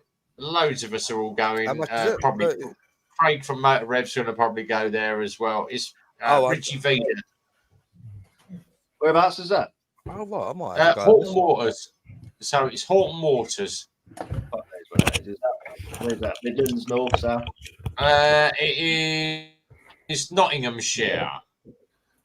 Oh, that's So it's not far up. 135. Oh, Craig's not going. I won't be going. Yeah, 135 quid. I won't be going. Let's see where that goes. We're going. I'm Yeah, going. I might give that a go. Yeah. I won't be able to get a ticket until next month, but yeah, I'm up for that. Yeah, there's still What, that plenty of weekend? tickets. I think there's about another 600 tickets available. So, it's a good day. It's a good weekender actually. So, Is everyone Nottinghamshire. And it's 2 not hours, far, 10 minutes away. not far from Newark. Yeah, here we go. Oh, that's straight up. I don't really know where Newark is either. It's North just London, southeast of Sheffield. Robin Hood country. It is. Hang on, let me just answer a quick message on my phone. So is this all bikers and meet up? Yeah, Yeah. so it's all it's a bit like I don't know. It's a giant like, piss up in a field? to be honest, to be honest, like I say, I mean, I've had a discount on it, but Oh, right. Where's ours? the one I am looking forward to, I can't remember what the date's on, but Craig's in the side chat here, but we're going to. Oh well, I'm joining Craig with his camp this year. It's Motor Rev camp, yeah. Motor Rev's camp. So I don't know if Craig can put the dates up there, but yeah. But again, if you look at Motor Rev and the weekends that they do, like I say, all the food's included and everything. So yeah. Whereas if you do Wild Bad, you have to pay extra for it. Yeah. So like I say, all you got to take then is your fucking biscuit. 17th to 19th of May, I might be able to do something for that. So yeah, but like I say, you know what I mean. It's just for me. If you look at the cost of that, I'm sure it's 45 quid. 45 quid camp. That's with your camp, with your food. 45 quid. And I think they do like a ride out on. I think they meet up on the Friday. Fucking wrong. Ride Saturday. Collapse Sunday, and then you all fucking go out, but most of the people who are going to live within fucking this area, for example, will all fucking ride home together. Yeah, there you go, Craig's there. So 45 quid. Is that all? That's all it is, 45 quid. And where's this? Cancel fucking Wild Bad. I'll go do half a dozen tours with Craig. Yeah, no, but that's what I'm saying. I've only done Wild Bad because I've got it discounted. That's the only reason why I'm doing it. Yeah. But yeah, but I am going to be doing a lot more stuff with Motor Rev because the way that they've set it up and how they set it up with the food and everything else, that's you covered Friday night, all day Saturday and Sunday morning.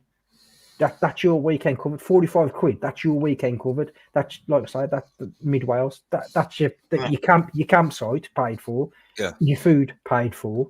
Yeah. So, like say, you know what I mean? If you're a pisshead like me, you're going to have to spend like fucking 60 quid on the fucking beer. But,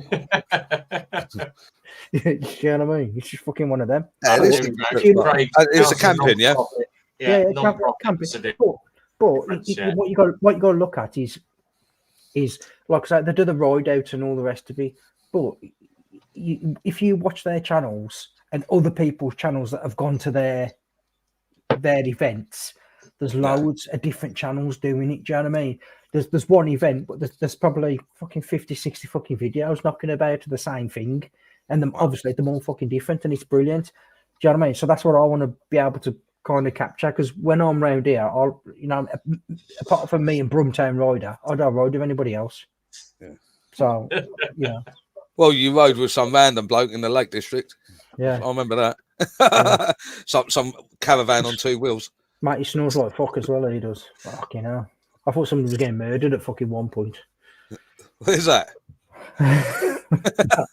I think what it was, he was waking up when I was asleep, and then I was waking up whilst he was asleep. Do you know what I mean? Oh, We kept right. taking it in turns. But I was awake from about 20 past 4. Just literally fucking lying there. I was like, fucking mate, this is cack. What before I go camping, I need to get a new sleeping bag, mate. That sleeping bag I had for Scotland was so tight, man. So tight. That's the seller, isn't it? He's got a raffle. It's got a raffle. A raffle? Wait, hang on, what? And a free cuddle with Roy. Is that part of the raffle? Roy, yeah, free cuddle with Roy. but yeah, Roy snuggle. Yeah, I mean, it sounds like I'm fucking Annie blowing smoke up their arse because because I've said it on different channels and on different lives and stuff like that about their lives and their views and stuff like that and the tours and fucking camping and weekends away and fucking all this lot because I'm spread out throughout the country. It's just the Midlands. I'm spread out throughout the country, so there's some up north, there's some down south, there's some on the east, there's some on the fucking west. Do you know what I mean? It's like a big fucking family. It's massive. So I have something for the channel. Like you could probably pull this off on this channel here, and your own. You know, it's just doing a meetup. I think that'd be wicked. Like even if it's just fucking, I don't know. I think I'm gonna. To be honest, I'm at the point now where I think I'm gonna look at doing just one thing next year, and just getting and just putting it out there and just say, right, this is the weekend. Obviously, asking people first. I don't want to put a weekend there that fucking nobody can do, but put a few days out and just say, right, this is the weekend that most people can do, and we're going to do this. Yeah, and that's it. Just it. I think. I think it could happen. So, I mean, it'd be safe on my channel. Just four of us turn up like, fuck it, let's go for it. That's me most fucking rides that I fucking go on. Apart from if I text Brum, and Brum's like, yeah, well, so I'm fucking. I'll spend most Sundays when going up to a Super Sausage on my fucking own anyway, mate. Going there because we sit at the Super Sausage, then Rev fucks off home, so I'll go up to this Grey Goose or whatever these places on my own, and then I'm there for a little while. Then me and two others go for a blast across the lanes. And then I'm on my own again. Look, that's it. That's just me. Yeah, here's one. I was actually booked on for the Dragon Rally this weekend, but where was that? It's in Wales. But I'm at a surprise fucking party tomorrow, so I can't go. But I actually booked on the Dragon Rally this weekend. Yeah, Craig just said next year mass YouTube channel Euro tour. How about that? Yeah. That'll be class. Come to Gibraltar. The one earlier that Craig said, we're just normal people, no egos or A-listers. That's the thing about the motorcycle community. We're just bikers. That'll change. That'll change when I get there because I'm an A-lister, obviously. We're not all like full trucks. I'm more of a Z-lister. Yeah. Hello, kids. I'm here with Motor Rev. Yeah. There's the door. Hello, children. I'm with Rev. I'm with Peaky Biker. Fuck off. Okay. Goodbye. Yeah, definitely up for that, Craig. Yeah, I tell you what, I have got a lot of time for Craig and him and his lad Trent. It's like when they do their camping stuff, it's like brilliant. And Craig is just Craig. Goose is just Goose, and that is what you want from bikers. They just say it. That's like when. What was it when Stu and Graham come down to meet me and Peaky, and they went, "You're exactly the same on camera as you are in the flesh." Yeah, we're just us. There's no airs and graces. What you see is what you get. You know, we don't fly a plane, and we're not bald. Well, apart from him over there. But right, hold on. You make baldness look good. Hold your fucking horses there. Hold your horses there. Fucking Phil Collins. Put your fucking head down. Fucking Phil Collins. Mate, you're holding on to that for fucking dear life. I know.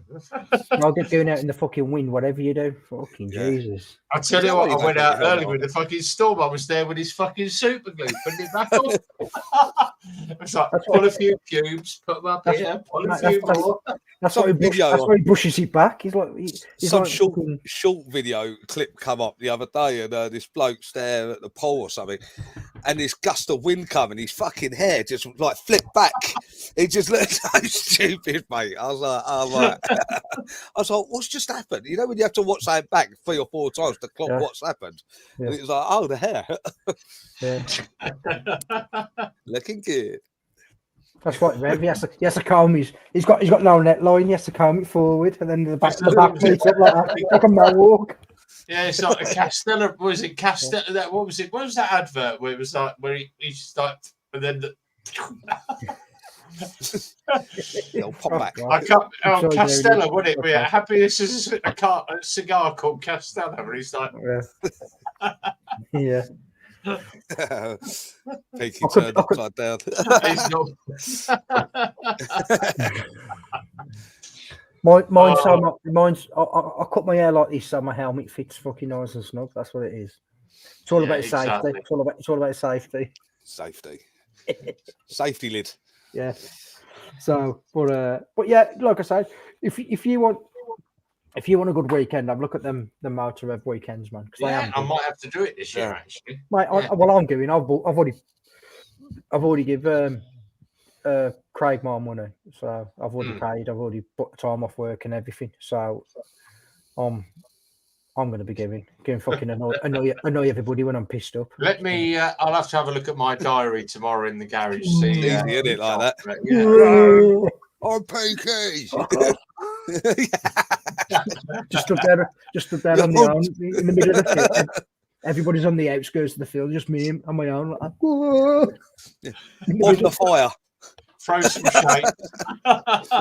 Like Keith from the Prodigy on my own. Up on the roof. You know, his poor old Limey's sat down here and he don't know what the fuck's going on. Yeah, welcome to the madhouse, man. Fucking I Limey's was on a the fucking weed. passenger on this ride, mate. Yeah. Limey's on the weed. Yeah, I got fucking CDT'd fucking that last week, so we know he's sweet for the next 6 months. It's all right. I We'll know, put him on stag I know when later. they're coming. Yeah, you're on stag for the next 2 hours. Who's having drag stag? Not me. Right, Yeah. we've been on for 2 hours, boys.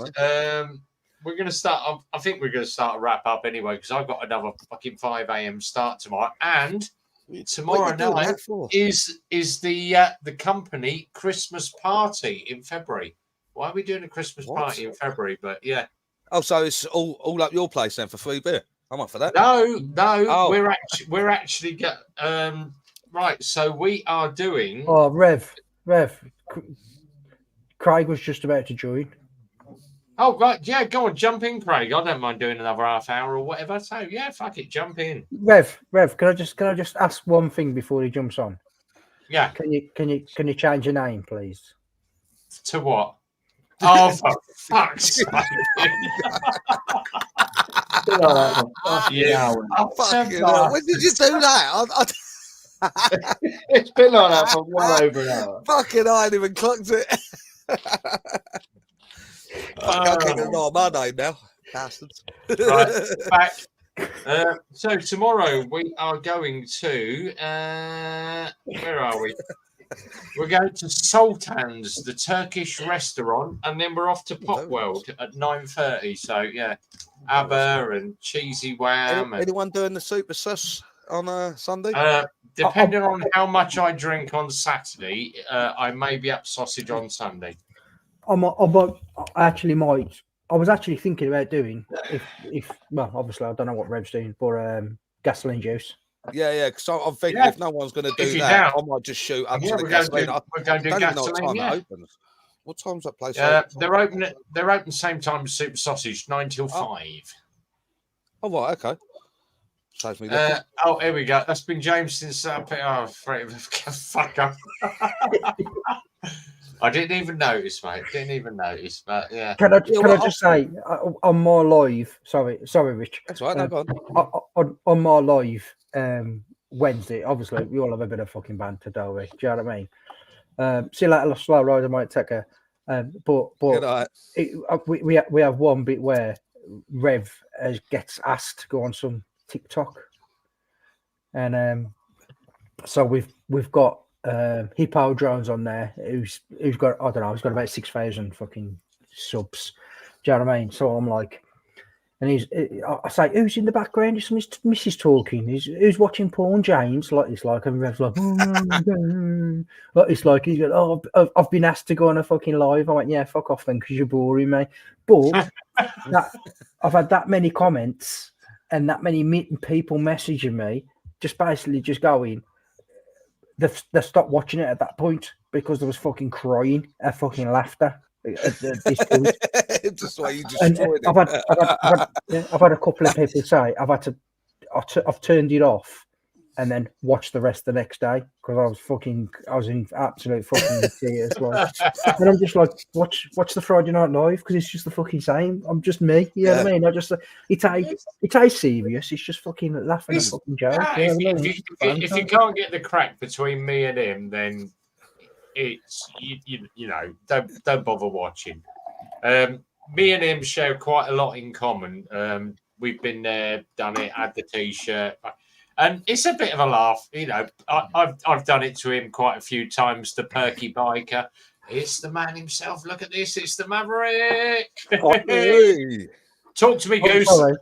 Where's he gone? Where's he gone? He's gone. Hey. How you doing, Craig? You all right, mate? Top comes. I like it. Oh, hang on. Hold it up. I've got to get a photo of that. Hang on. Let me get the phone out. Camera. There we go. That one. I like that. Got it. Charles. How we doing, boys? Brilliant. All good, yourself? Yeah, All good. I'm on the red diesel. Diesel. Dangerous. BK suggested, yeah, it's about the banter. You know, if you can't hack the banter in here, did you ever serve Craig? Where are you stopping, mate? You look like you're in a fucking six monastery fucking castle with that fucking wooden fucking. I'm in the dining room. I'm about to say, was he down the pub or something? Hold on. Taking his own cup to the pub. Yeah. There's nothing wrong with that. This is the Mrs.'s.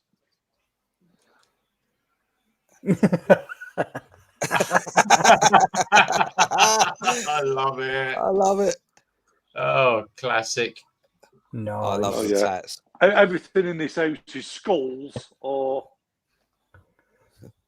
biking material. Like that. Yeah. Cool. It's like he has these on his tours and on his weekends and stuff like that. He has these fucking fingers and all that like that. Living in our house, it's like being on the fucking Osbornes in this house. Oh, mate, that sounds good. Moving in. So yeah, Rev, you'll have to come to this weekend. You'll have to come. I'll have to. I'll tell you what. I'm going to have a go at you because I went out and bought fucking Van Gogh sleeping bag because of you. Van Gogh I ain't got a Van Gogh sleeping bag. No, but you were like, oh, you've got to get the best sleeping bag with the best quality, blah blah blah. And I went and Googled it, and they went, oh, Van Gogh, and then sleeping bag, sleeping bag and bed. That's your most important thing. That's what you said. Yeah, I got myself a nice little cot bed. I got the air mattress, and best sleeping bag. Off the back of you doing your obviously the Slummit, because you had the Slummit Club when you went out with Trent. Yeah. When you had the car, and the old boy with all the van. All this started was during COVID. Yeah. So obviously we got how much time off work. Trent was off school, and I thought I've got to occupy him now. Fucking 7 days a week, this is going to be on. And I said to him, I'll tell you what, let's put the tent in the garden, we'll sleep in the tent. We did 52 nights, bosh, straight through in the tent. But what I found was hard then getting back into bed after 52 nights. I couldn't get used to my bed. Oh, shit, yeah. So that's what I sussed it there. Because obviously off the back of that, I had the Lone Rider, and I'm like, oh, sod it. Let's have a good slap club, and I wanted something to park the bike, just the admin area. And then one of my friends went to me. He said, "No," he said, "you want to get the Kayam." He said, "Because was it Howie? Because Howie had the Kayam, and Howie said to me, get yourself a Kayam." But what a bit of kit that you can have that Kayam up and down in about 8 minutes each way. Because it's literally solid club admin. Yeah. I did look at the Kayams at first. One, I couldn't afford it. Two, when I emailed them for a review, they didn't even fucking reply. So I thought, right, slum it is. Yeah. I mean, Craig, to be fair, Rev will probably agree, and definitely Lime will agree. But when you're in the military, when you're out on exercise and stuff like that, or you're away and you're doing tours and shit like that, and you come back, it takes you ages to get back to. So you know, like normality. when you've been camping and stuff like that, like with the military. Is One like the for you, military grade Pete's in stuff. the admin area, mate. Does the military grade stuff piss all over the commercial stuff? Yeah. Oh, 100%, yeah. Massively. That's what I was just about to say. This if my next sleeping bag will be ex-military grade because they're bigger. It feels like the tent I had for Scotland was so tight. I was just lucky it unzipped into like a duvet, and I had it more or less as a duvet and my towels on the lilo, if you know what I mean, on the blow up, and that over me because when it's all zipped up, and one night was bloody cold, and I wanted to zip it right up, and I could not move for love nor money. It's just ridiculous. Well, I remember what I had in the TA, and that was banging, mate. It was really good. Right. Do we let this guy in? I don't know. Has he been on the live for the last 4? Just a quick one. To qualify for coming on the live stream, you need to be in the live chat for at least 4 weeks in fight. That makes sense. That was deep. That come up as Roland Keith. I thought that was. I know. I thought that was peaky for a minute. Oh, mate. You take that big, mate. You take that big. I'll have to edit that bit out. Why did that come up as Roland One thing Keith? I've sussed. I don't know. It did come up as Roland Keith on mine as well. Yeah. It popped up as Rolly. I'm like, I was just doing the intro for it. It was like, you got to be here for 4 weeks. And yeah. So you'll have people now. They'll just join the chat for 4 weeks just so they can get onto the channel and do the same thing. Wow. I come on here once and then I got in. But the thing is, that come up with a name that we knew. A channel. Yeah. Oh, here we go. Jesus, James is moonlighting us slowly. Fucking hell. This is the trouble with lives, man. This is why commitment shows. But going back to what we was on about before we was fucking rudely interrupted.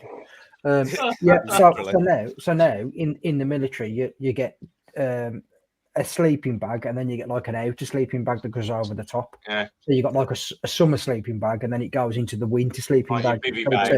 So it turns into it's like an all-year system. Yeah. So it's a like during the summer you take your inner liner out, but you've always got that like waterproof cover over the outside. It's gleaming the kit they're getting now. What you need when you go camping, you need a bitch. Sorry? You need a bitch. Yeah, I've got Goose. Goose is my bitch. But the thing, GP voucher. The thing is, mate, it come up as Roland Keith, and we know Roland Keith. Yeah. So that's why I clicked him on. We had literally 20 seconds before that, we had another lad come on, and I just kicked him off. Yeah. But Roland hasn't been on all night, has he? No, Rody's not. He ain't been in chat. He normally logs in about 10 o'clock. That's why. I was going to say, it's usually quite late. He comes in because he's from Australia, so it's usually quite late for us. I bet it's the same guy, and he's just used his name and created a profile. Yeah, well. But don't you guys get a preview as admin of the camera? Yeah, but it just come up as his channel. What's it name? So when I clicked on it come up with him having a 16 away. They haven't cancelled my channel because I can actually go in and just edit that bit out. I could just cut that little bit out. So yeah. I mean, like I say, it's this is the whole reason. Well, after James, why? I mean, I'll message Rev for the best interest for Rev. Well, Yeah. because I wanted to be fucking admin. I did it because I was like, he has. When you do lives, you have. You can do a better job. Yeah. Well, Yeah. Yeah. But, And you fucked up on your third day. yeah. There we go. All you need is a Roy when you're camping.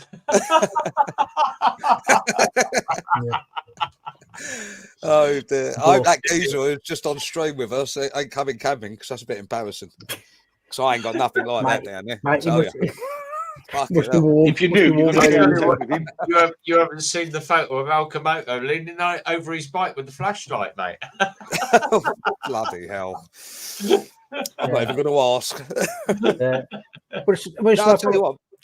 The thing is, after the James incident, we actually had more viewers on the James video, on the James live, than we've had forever, and it's increased the views. So they're quite welcome. If you want to come in and you want to be a bit of a dick and try and spam the channel, it only increases my live. So thank you very much for the extra money. Thank you very much for the extra views. We're not really bothered. I have admin here. I've got Stu Zhead that is admin. I've got loads of people. And all we're going to do is TikTok you. We're going to share it up. And it's just going to add to me making more money on my channel. So at the end of the day, you're making a loss. You're not doing anything. You're not gaining anything by spamming my channel. All you're doing is making yourself look a twat. So at the end of the day, fuck you.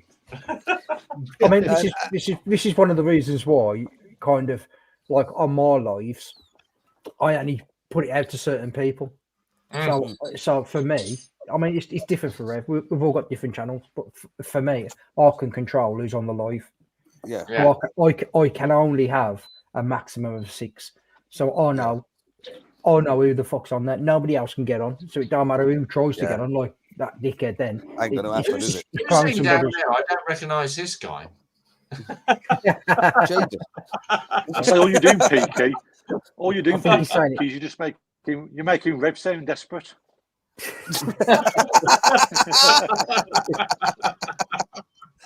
Well, anyway, there's some good news for my channel. I've hit 300 subs. Boom! We're going places. Probably nowhere fast, but we're going. James somewhere. obviously likes your deliveries then. Yeah. Thank you, everybody. I mean, how long, Craig, did it take you to eat where you have now? How long's your channel? How long's the Motor Rev channel been going now? It'll be 2018 we started. Wow. 6 years. So, yeah. About that, yeah. So 6 years. Yeah, so it works out about what, under 1,000 subs a year. But we don't do any of the subscribe button, and we don't do that. So I don't know whether that'd be any different if we did do that. I don't know. I don't know, because I'll do that. I'll say, apart from my entry logo where it says subscribe, that's it. At no point do I say subscribe, like, fucking this, that, and the other. I never say what, it. on the videos, you mean? Yeah, I never say it. No, the only time I've done on this all my episodes is towards the end. I sort of put in just a ding, ding, ding, ding, but I never ask. It's just that emoji or whatever you call it. Yeah. Because you know people are going to be watching at the end, haven't they? Because it's fucking shit. Yeah, literally. Fuck it. I even turned off after the first second. I can't fuck this. Go on, Craig. Yeah, I got 301 now, mate. Congratulations. I'll be that one. What was you saying, Craig? Go on. Was he frozen? He's frozen. He's frozen. Are you frozen, Craig? Yeah, BT internet. Banging one out. That ain't great. That ain't a great pose, neither. If you're freezing. Hang on, let me freeze. Nah, but yeah, you can't. It's. I've just hit literally the last couple of fucking months. I've gone. Here we go. We're going back. We're going back. There we go. We had him back. Oh, he's gone again. What's going on there? No. Yeah, the last couple of months, I've been having like 60, 70 subscribers a fucking month. I don't know why. I don't know what's happened all of a sudden. The trouble is, I don't think you can go live until you've hit 1,000, can you? 500, right? I think it's They've lowered they it, do they've by lowered view everything. count as well. I think you can go live whenever. I've got the option to go Okay, live, and I'm only on like 370 or something. I think you've got to have. I'm sure you've got to have something like 100 subscribers to go live. It's something fucking. Oh, it's eight many. Yeah, it's a certain amount and watch hours as well. So yeah, I think the main metric is the watch hours on YouTube. Yeah, the subs really. Oh, I can go live. Don't mean a lot. It's the watch hours that really fucking boost everything. New safeguards. don't know what sticky. Yeah. Yeah, Oh, here we go. Ray's just told you 100. Yeah, 100 subscribers. And so many. I'm sure it's something daft like 500 it's watch 20, hours as well. No, it's 25 plus subs to go live. No. So that I ain't think I'm just short of about 1.5 million watch hours now. So fucking hell. Man. Oh right, so yeah. How long have you been doing it, Rev?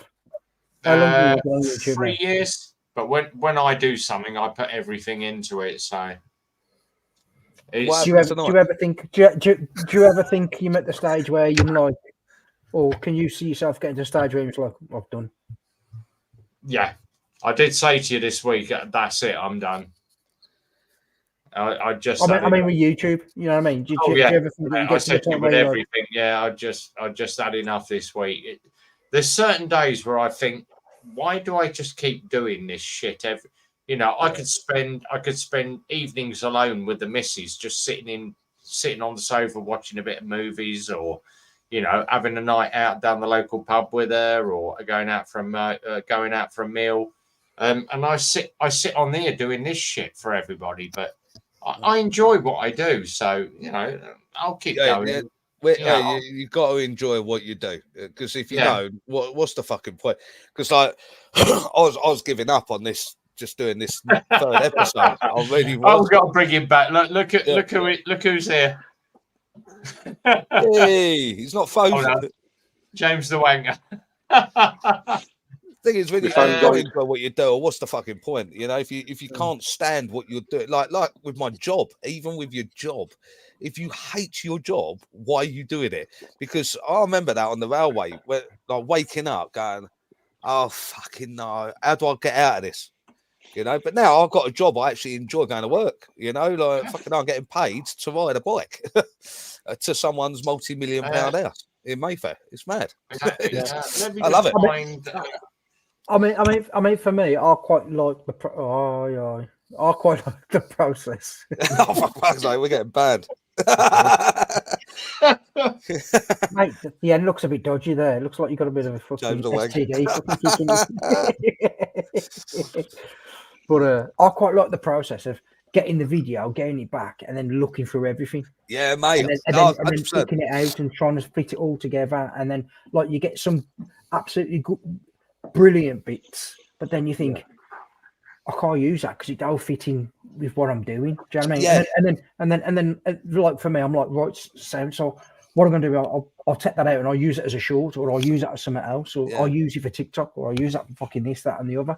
And doing this, mate, I've been going through the footage. Like I started doing some more on it 2 days ago, and I was looking at looking through this footage, and even the mobile footage. I'm going, fucking hell, I forgot I did that.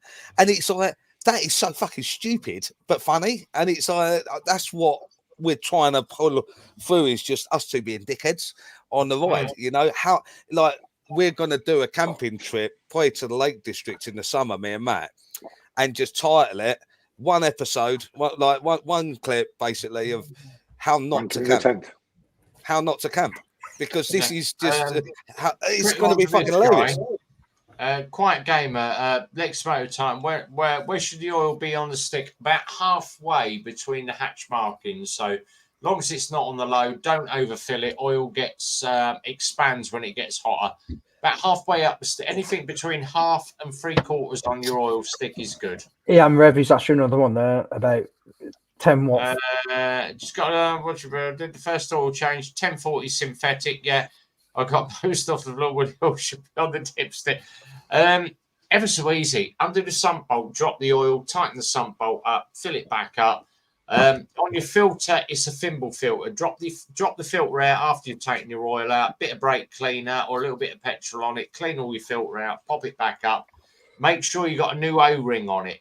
The O-ring is the most important thing because a lot of garages will just undo it, clean it, put it back up. Make sure you've got a new O-ring if it's a second or third service. But just make sure you've got a good seal. Yeah, Craig, he will tell you underneath. Make sure your seal's good.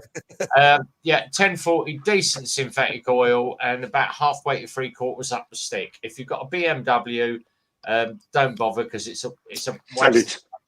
Yeah, you're fucked. Buy a Honda or a Kawasaki. I mean, if we go back to like editing and the actual fucking channels, I was watching fucking Craig down there for fucking years before I started my channel, and you look at other people's channels and you want to get like, for me, I started watching Craig because he sounded like me, and I was like, fucking hell, there's somebody else. You know what I mean? There's somebody else who's fucking you know what I mean? So I was like, fucking sound, I need to fucking subscribe here. So I started subscribing. So when I did my D-Day landings tour, I'd already watched his. So that kind of inspired me when I was editing. I was watching it. I watched that back. I've watched that back probably 3 or 4 times, that series of the D-Day landings, because it's fucking brilliant. And genuinely, it's some of the best bit of fucking editing. Of fucking you can, mate. Mate, I'm going to blow smoke up your arse now, but it's fucking, mate. You did a phenomenal job, and credit where credit's due. Do you know what I mean? If it was shit, I'll say it was shit, but it was far from it. It was fucking brilliant, mate. I mean, the way that come about, that Normandy tour, was we come to the decision where we said, right, we need to start going abroad. And quite a few of the guys was like a bit like, rides on the other side of the road, it's a bit dodgy. I said, so what? I said, okay, for our first one, then we'll just go as close to home as we can. And obviously, you look on the map anywhere, Europe, it's Normandy. Yeah. So what? That's it. We're doing it. So we picked Normandy, got it all booked that day. And I thought, well, if we're doing Normandy, we need to, tell a bit of a story about Normandy. And I remember doing World War II at school, but I never had a massive interest in it. I thought, so I need to be doing a bit of research here. But as I started researching it, I just started getting into it. The interest. And then I was like, right, we've got to do this bit. We need to go and do that bit. And obviously, as you're discovering all the stories that there, you then discover what an amazing place it is to go. Yeah, and it's what real. An amazing place. And it's real. Artificial. It's all real. Well, it's the thing is, for me, the like when we went to Belgium, it's history.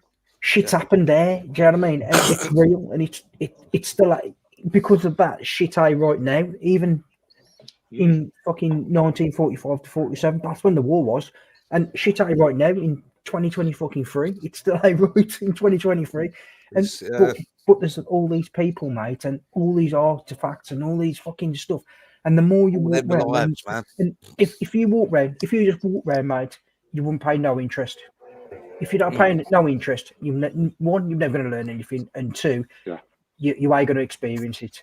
If you walk around and start looking and start fucking reading a few bits and dabs, it will 100% flick a fucking switch, and you will be interested. And it don't matter what life you're from, whether you've been in the military or out the military, or you don't agree with war, or you do agree with war, whatever. There'll be something that fucking flicks a switch, and you're just like, this is fucking brilliant. And that was, for me, that was my watching Craig's. That's what it was for me. As you said, I've got no military background, so I hadn't got that side of it.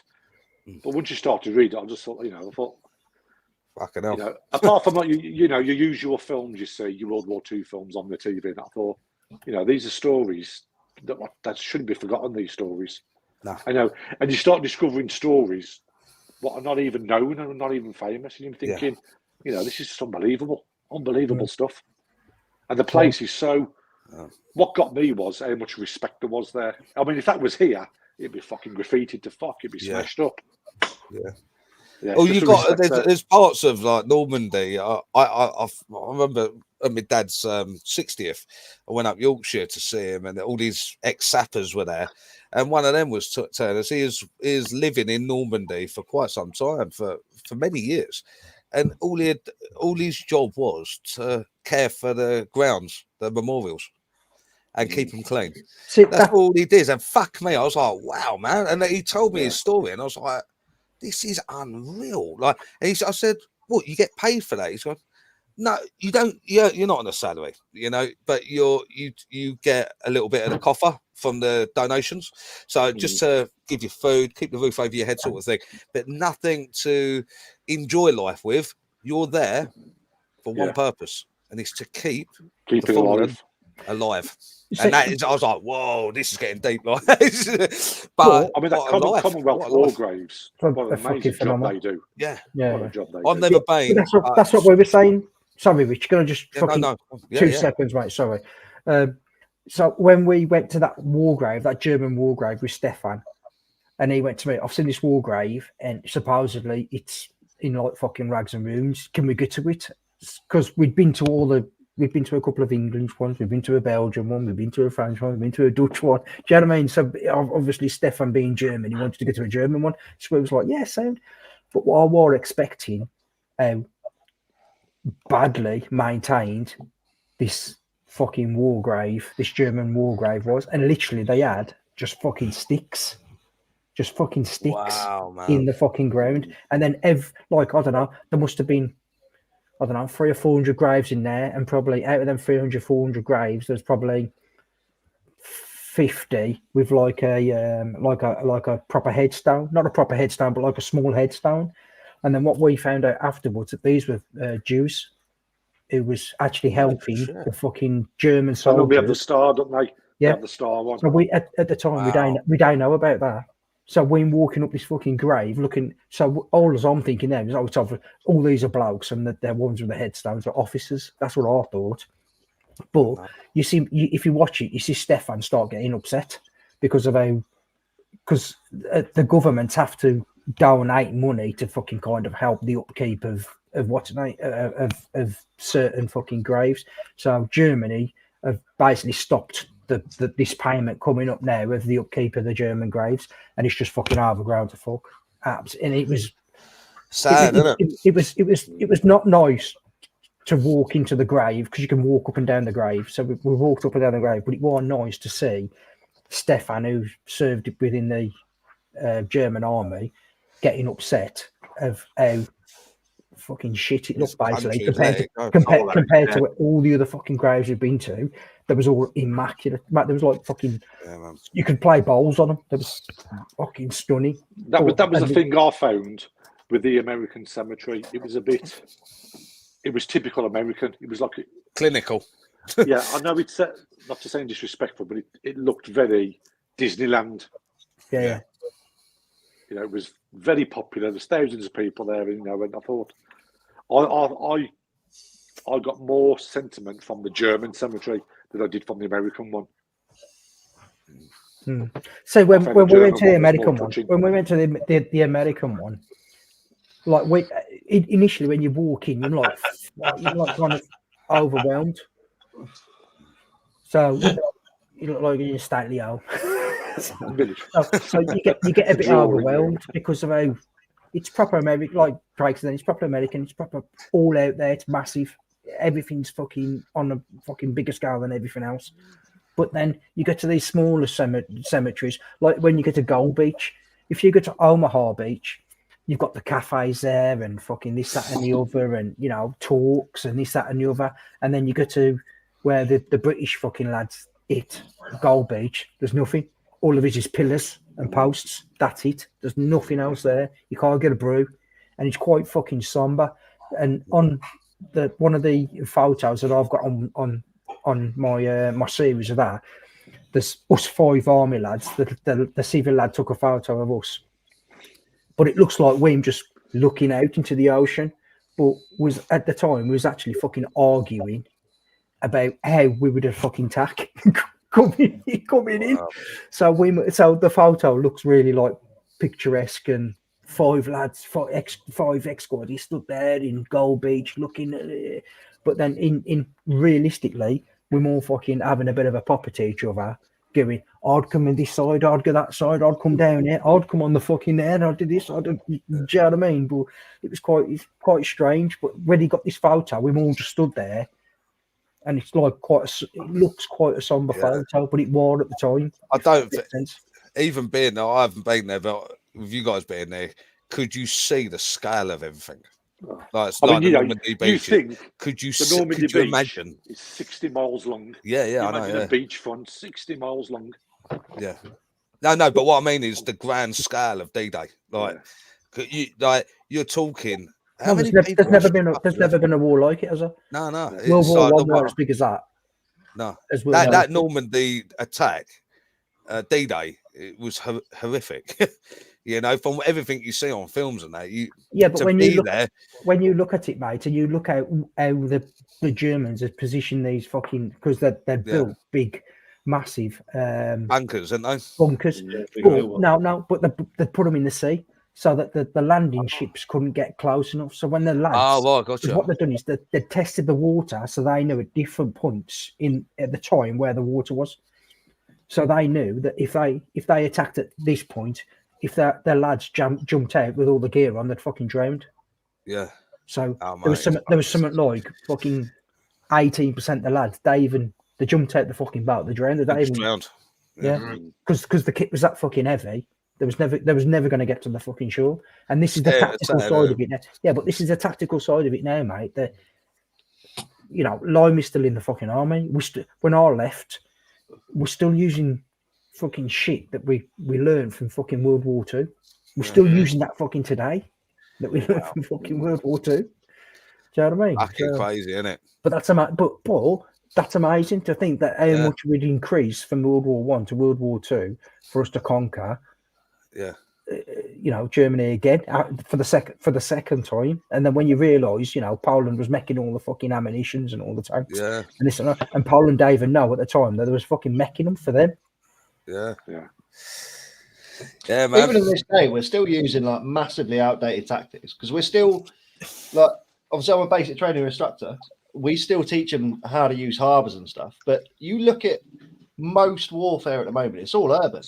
So unless you're going to start pumping these recruits through like urban assaults and like CQB and everything, we're still essentially fighting how it was back then, like trench warfare. But when that war does kick off, it's game over in about 14 minutes. That's the fucking trouble. Because he's nuclear war. It's a game changer. Yeah, but you look at Russia now. You look at the Russian war now. Yeah, there's loads of ground troops on the floor and stuff like that, but most of the attacks are done by drones. There's ground troops there. A whole new level of like threat. I wonder if conventional warfare. Drones are a conventional threat, and that's something that's always going to be a fucking thing now. Yeah. The while you fucking GoPro, mate, but that makes it their drones just fucking fall out the sky.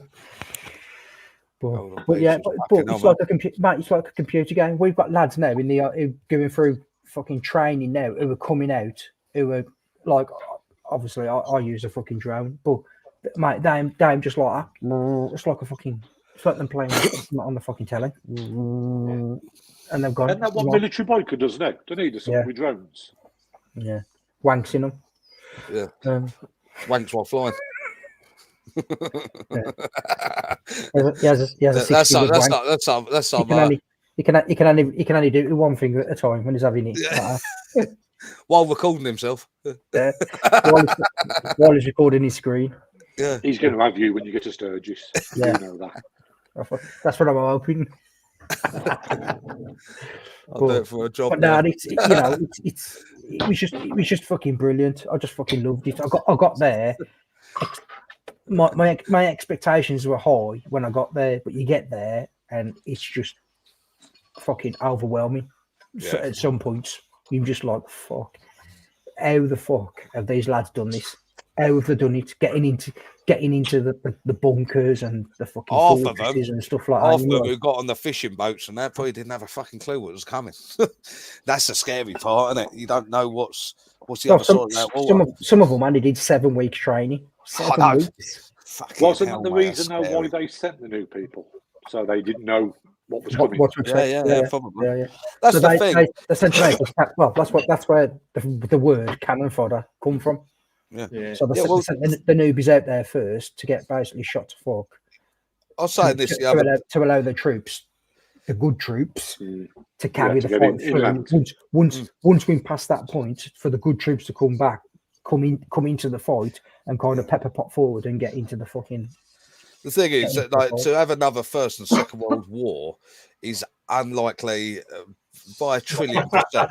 The reason I say that is because look at D-Day. Them lads who got on them fishing boats had no fucking idea what was going on. These days we have social media, we have the world of the internet, where we know everything before the fucking government do. Do you know what I mean? And this is like if a nuke went off in Russia right now, we'd know about it on social media in 3 minutes. Yeah, look at all the tanks when they're going towards Ukraine on the train. We knew about that before the war with Ukraine, Russia and Ukraine began. And we knew the Russians didn't even know they were going to war. They thought they was on an exercise. I know. This is what was fucking mad. Yeah. That we all knew what was coming. Border, like thinking they're doing some military exercise. Yeah. The next day they're like, "Yeah, we're invading Ukraine, mate. Crack on." And they're like, "What?" But the thing is, what a shit fucking war for the Russians because they're like brothers and sisters, family. Yeah. In Ukraine, this is like bloodline. Do you know what I mean? They're fighting against. This is a balls up, mate. This what's happening in Ukraine and Russia. But the thing is, with another Second World War style, we've got more than just the German newspaper, which will only publicise what the German government want, or the free press. Well, we won't listen to that anyway, but that's all bollocks these days. Just agenda ideology, isn't it? Basically, what the mainstream media is. Social media is where you get the information from these days, and it's scary. It's fucking scary, but at the same time, like but the thing is now, with this nuclear weapon, and the nuclear weapons, there's more espionage now than there's ever been. There's ever been. Yeah. Because they know the moment one country sets one off, it's game over. Like literally, because you'll know that they'll know within fucking 20 seconds. Yeah, that we've got 14 minutes to live. So, where do you reckon in this country, if a nuke's going to be launched to the UK, I'd imagine they're going to obviously aim for London and military targets. Yeah. Where would be the best place to run for? Personally, I'd say Wales. The reason is because there's nothing in Wales, but the thing is, you look at the Gulf Stream. The Gulf Stream comes from the west, the majority of the time, which will blow the radiation east. But if we're getting nuked, so will New York. Yeah. So in realistic terms, we got nowhere to fucking run. Nowhere to run. Russia. That's how I'd look at it. The fucking war's over. It's going to go back to the old mad war, mutual assured destruction. If Russia launches a nuke, then every country's going to launch a nuke. There's probably best place to head, I reckon, Tiki, is Wolverhampton, because no fucker wants to go there. Yeah, or Birmingham. Become a bomber. We was on about this today because we was laughing because this lad went, "You need an underground bunker." This lad did, and I went, "Mate, what about chemical gas?" And he went, yeah. And I went, "Mate, it's heavy. Chemical gas heavy." He says, "I was going to fucking sink. You fucking thick cunt. You need to get fucking on a rooftop. You need to get up high, not up underground." Who's that guy who's made the bunker in his back garden? YouTuber. Colin Firth. Yeah, mate. That's a fucking bunker I'd be happy in. I'd be happy in that bunker, mate. Fuck off. But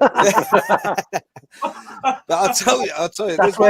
That's where Craig is now, in his underground fucking bunker. That's where I was on your live stream.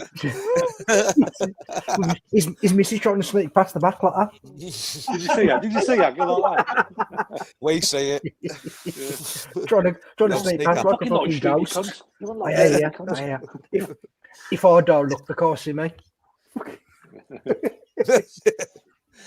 Oh, we know. Wait, all I know is if I've got 14 minutes warning, I'm going to really see what I can get out of my bike, mate. Don't care about the speaker. and then it'll be my luck. Yeah, I'll go through every speed camera on the N25, rack up a load of points, and they go, "Oh, false alarm." What are you going to say? Well, like, you 24 can't. for? You're No. fucking gridlocked. Hey. 14 minutes to be 14 wanks in my eyes. Mate, I'll be going back to. You lucky I'll be going sod, back how'd to when I you was do like that? fucking. I'll be going back to like when I was fucking 15. You know what I mean? The last one's there's nothing in it. Just piss. Just tap the juice. That's it. Like, you know what I mean? Tatter Just juice. turned into a beautiful stream. Hair to hair. Oh, I'll tell you what. Anyway, There's probably, and apart from me and Craig, there's probably only us two who know what that means. Yeah. say no more. But yeah, man, it was class. But like I say, mate, you know, if they launch anything, mate, genuinely, 20 seconds, it'll be fucking blown to smithereens within 20 seconds. It'll get to the highest point and they'll fucking smash it. Yeah. So, you know, people worry about it, and we should worry about it, but we shouldn't, because When you look at Russia, it'll never fucking happen, mate. It'll never happen. That's when something, you look at the it's a size big of brave these nukes, person to press that button. yeah. If Putin launched on London, on Westminster, yeah, I am 25 miles. Be the best thing what outside. could happen. It could. It would be the best thing for London, to be honest. Start over, but Might sort of would fucking obliterate glasses Southend. out on your edge, you cunt. Go on. the thing is, well, them ones. No, but You look like that fucking fucking snooker player. Oh, there you go. We wouldn't even look like that. He looked happy when it died. What's that He did, didn't he? What's that snooker that, a player? What's that snooker that, a player called? pigeon Who beat carcass? fucking who used to wear the massive glasses like that? The DJ fucking Barlow Yeah, these are glasses. fucking ridiculous, man. I need new Deidre glasses. I can't Barlow. afford them, man. They're too expensive. Jimmy Mallet. No, the snooker player played with fucking Oh, Steve. Alex. Oh, here we go. That's What was it. it? Alex something, wasn't it? Man, they're cleaning. One in the bender. Oh, yeah, easy. How do you know? I went to see him personally. Yeah. Oh, bless. He went. He blindfolded him with skiing, imaging himself. Oh. I didn't realise until recently Savile had a place at Glencoe, which is all Yeah. completed. Yeah, I was looking through my footage and I was like, that looks familiar. And then I'd like literally stuck it on my phone, done that AI search thing, and it come up Savile's house. I was like, Dennis oh, Taylor. okay. Yeah. Bit weird. Hometown rider, me wingman, fucking there, straight in. Dennis Taylor. Pissing up his Dennis wall. Taylor. Turn him upside So- down, Keith. You fucking Dennis Taylor. I think Savile had a place next to Rev, didn't he? Yeah. Rev's son. Savile's son. Oh, there we go. Dennis Taylor. That was the one. Yeah, Dennis Taylor. Fucking switch on, fucking trigger. right. I said that fucking 10 minutes ago. You can always say it's a Fucking Bromley. massive. There we go. Yeah, Brumtown rider, good lad, love him. But yeah, it was just. You'll have one or two things, mate. Either it won't get here, or when it does, you'll be fucking obliterated anyway. So it don't really matter. You wouldn't even know it happened, I don't think. No. Not where I live, anyway.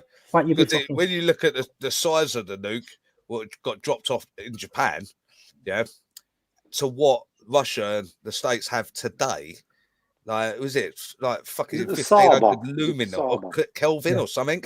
It's just like, if that dropped on Westminster, the fireball would go through this house, and I'm 25 miles away. That's the radius, like the blast radius. I think it's 56 miles.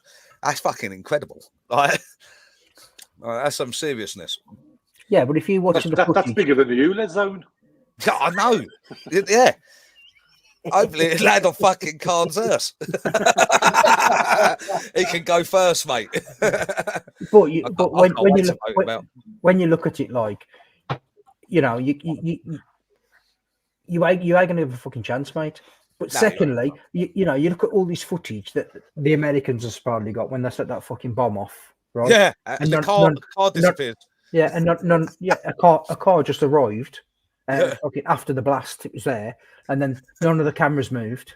I know. When you know, look at this, it's like, Bollocks. did someone really land on the moon? Did they really? I was watching something, and this bloke's is what do they call them with the telescopes? Is it looking at the moon? Yeah. And he's got a proper state of the art digital one, huge. And someone questioned him. It's like a question answer TikToker, He says, "Can you see the flag on the moon with your telescope?" And he goes, "No, not even the biggest satellites on the Earth could see something that small on the moon.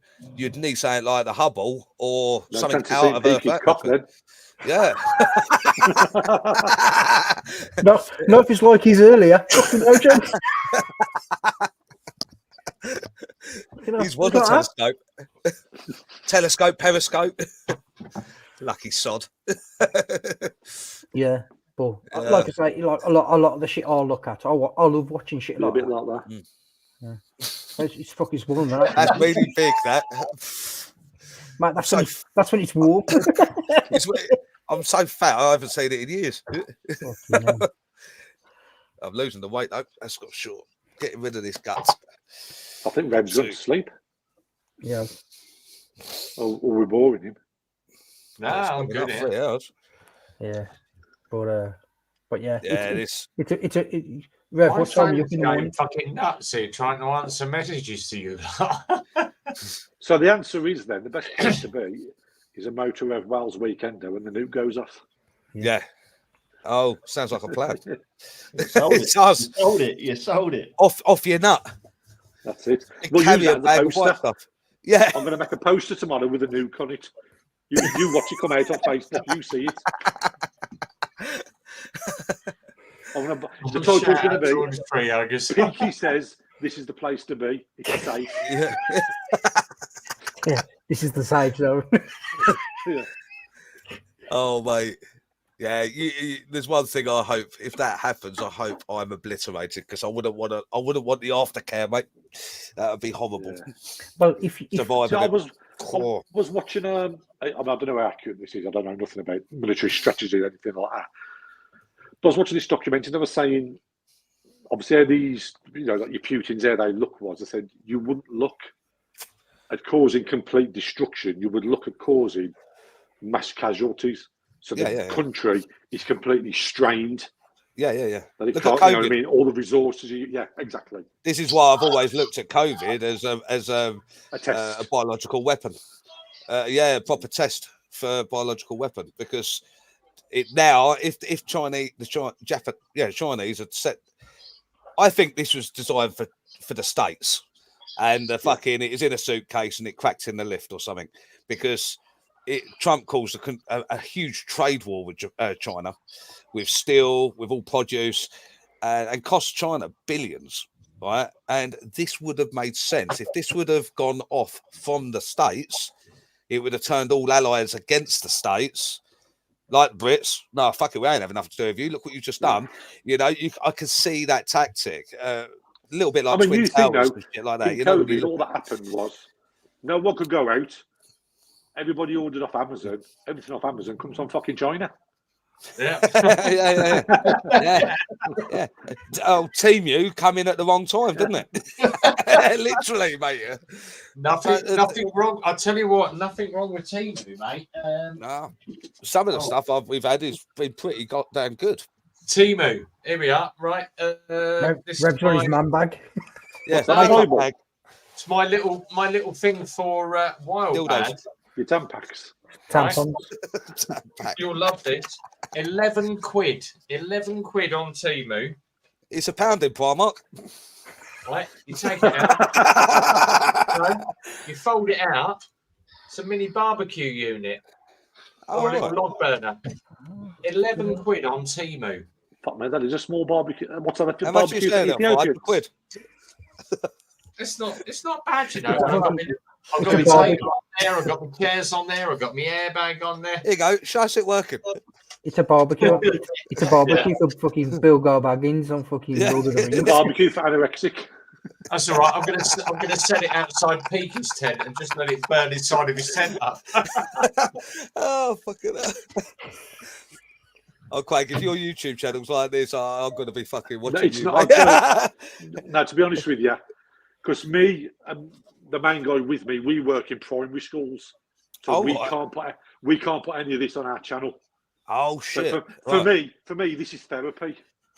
Oh god, yeah. Out. Yeah, so now, yeah. Just invite a few kids about, but, we dick about, but we have to. We're nothing like. We can't be like Peaky. We should actually do. You know, who's that guy who does the random camping? What do they call it? What? It's not wild camping. Pedos. Stealth camp. No, stealth camping. The stealth camper. With his little midget mate. Yeah. With his little midget mate. I think we should all do that and just go and camp on a roundabout one day. Just all loads of tents, like a city of tents on a grand roundabout somewhere in Birmingham or Luton. God, can you imagine that? Fucking raided in no time, mate. I was going to say, good looking Luton. Yeah. I can't believe that Garmin GPS. When I left a Super Sausage one Sunday, and I put most scenic route home. It's going to take me 4.5 hours. It took me straight down Luton High Street, mate. I was like, this is shit. I felt like I was on holiday for a moment. It's like when you go down Luton High Street, and it looks like you're in the middle of Baghdad. Fucking, doesn't it? It's just crazy, mate. Absolute shithole. Sorry, it is. And people say Birmingham's a shithole. Yeah. It is, to be fair. It is. I'd say these Brummies, when me and Matt ended up in Edinburgh for the Edinburgh Festival, coming back from Scotland, we didn't even realise we ended up in Edinburgh for the Edinburgh Festival. £560 for the night. We got this room, right? And we're in it an hour to sleep, and then we had to get up to go to our premiering the following night. We spent 500 something quid for an hour. That fucking Yeah, Rev, here's one for you. Good weekend though. He's bought a Nice bike. street going on safari. Yeah, he's literally He bought an R1 off you, and you can't charge it. Luton High Street. You could go fucking Any wild clue what it could be? Had the battery replaced recently? Charging issues. Put it on an optimizer if you're not running it every day. Or sell it to buy a Honda. No. If you take charging, it's the regular rectifier. Reg, but yeah, stick it on an optimizer. Yeah. If not, it's going to be the rec on it. Yeah, the regular rectifier. That'll be that. They need to be started. If any bike, you need to start it up at least every couple of days and just run it up for about 10 minutes, even if you're not using it. It's going to charge the battery unless it's doing over 15,000 revs. Yeah, I hadn't rode my bike since Sunday, and I rode it today, and I turned it on, and it shows a voltage thing. It said 9.6 volt. I was like, oh, here we go, because it normally sits at 14.5. I thought that was the ton. I thought it was like the tonnage. It is. Yeah, sorry, it is the tonnage. And then I got off, and it weighed nothing. What was the voltage down? Would it even turn over at 9 volts? It did, yeah. It was a bit like shitty, but I took it for a quick spin up the A127, like gunning for second and third gear, basically 10,000 revs. Got into Romford, had my hair cut, screen done. Yeah, 12. I deserve to play fucking Stevie Wonder. Yeah, Savile. I remember having that Savile Tash, the old. That was his ball back on your face. Yeah, literally, I felt like a cunt. And then when I realised I looked like a cunt, it was already closed. I had to spend the night like it. Just the shape of his arsehole and his fucking head. Little puckered star. It was gorgeous for the wrong person. Yeah, all of a sudden I had these blokes in leather pants with their butt cheeks cut out coming up to me. That's it, Rev's going to be drifting on that. Never Suzuki riders. Oh, mate. Man. Oh, this is His phone's going nuts here. Stop bloody messaging. He's on a fucking live. It's the only time he gets. I mean, Rev, to be honest, because I'm admin, you could just go home if you wanted, and I could just do it on my own. See you later. That's all right. I'm going to wind up in a minute. We've been on for 3 bloody hours. It's been really good, actually. Feels like it. So don't forget, Wild Band Weekender. Motor Rev Tour is half the not even half the fucking price. About the one to be at is Motor Rev. That's the one to be at. Yeah. That's the one. James the Winker Wanker. Yeah. So I'll message you. I'll message you in the week, Craig. I'll sort my dates out of the garage and probably get out to your one. Yeah. That'll be good. You don't realise. Hold on. What you done with Craig? Where you put him? Where's Craig? Where's he gone? Where's everybody gone?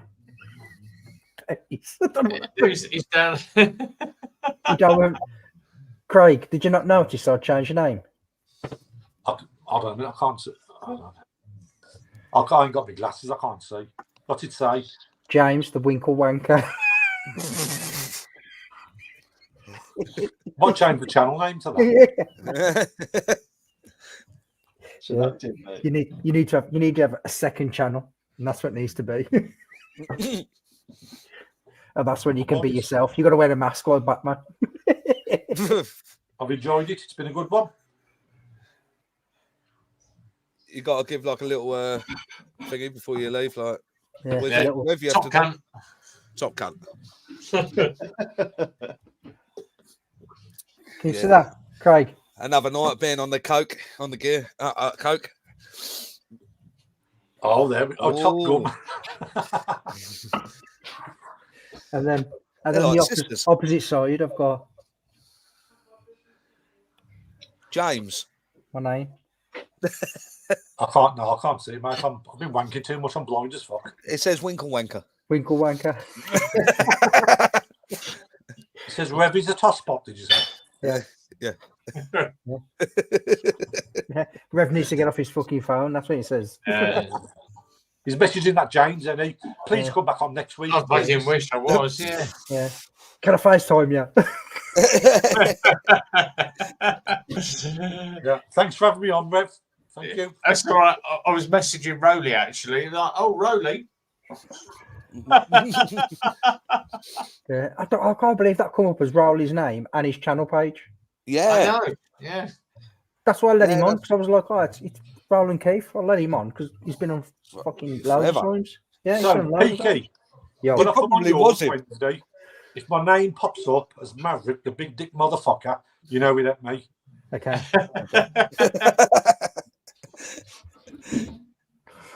That was Roland, though. Oh, you should clip it and send it to him and go, thanks for coming on my life. I'll get an edit of that. I wonder if YouTube will allow it as a short. Oh, God. Good luck with that. It's been wicked. It's proper good. Oh, yes. All he was So doing he's was got to showing do his, that. Oh, here he we was just go. showing his nuclear Alright. mushroom. Yeah, man. It's all love. It's all love. Oh, Nice fucking one. Fireworks and all that. Look at that. Right, we're going to start wrapping up, Look at that, he looks boys. like Uncle Albert. Right, How do you Craig, do that? give us your outros, mate. I'm nothing but a dickhead. Channel shit. Don't watch it. Don't subscribe. Watch these guys instead. Cheers.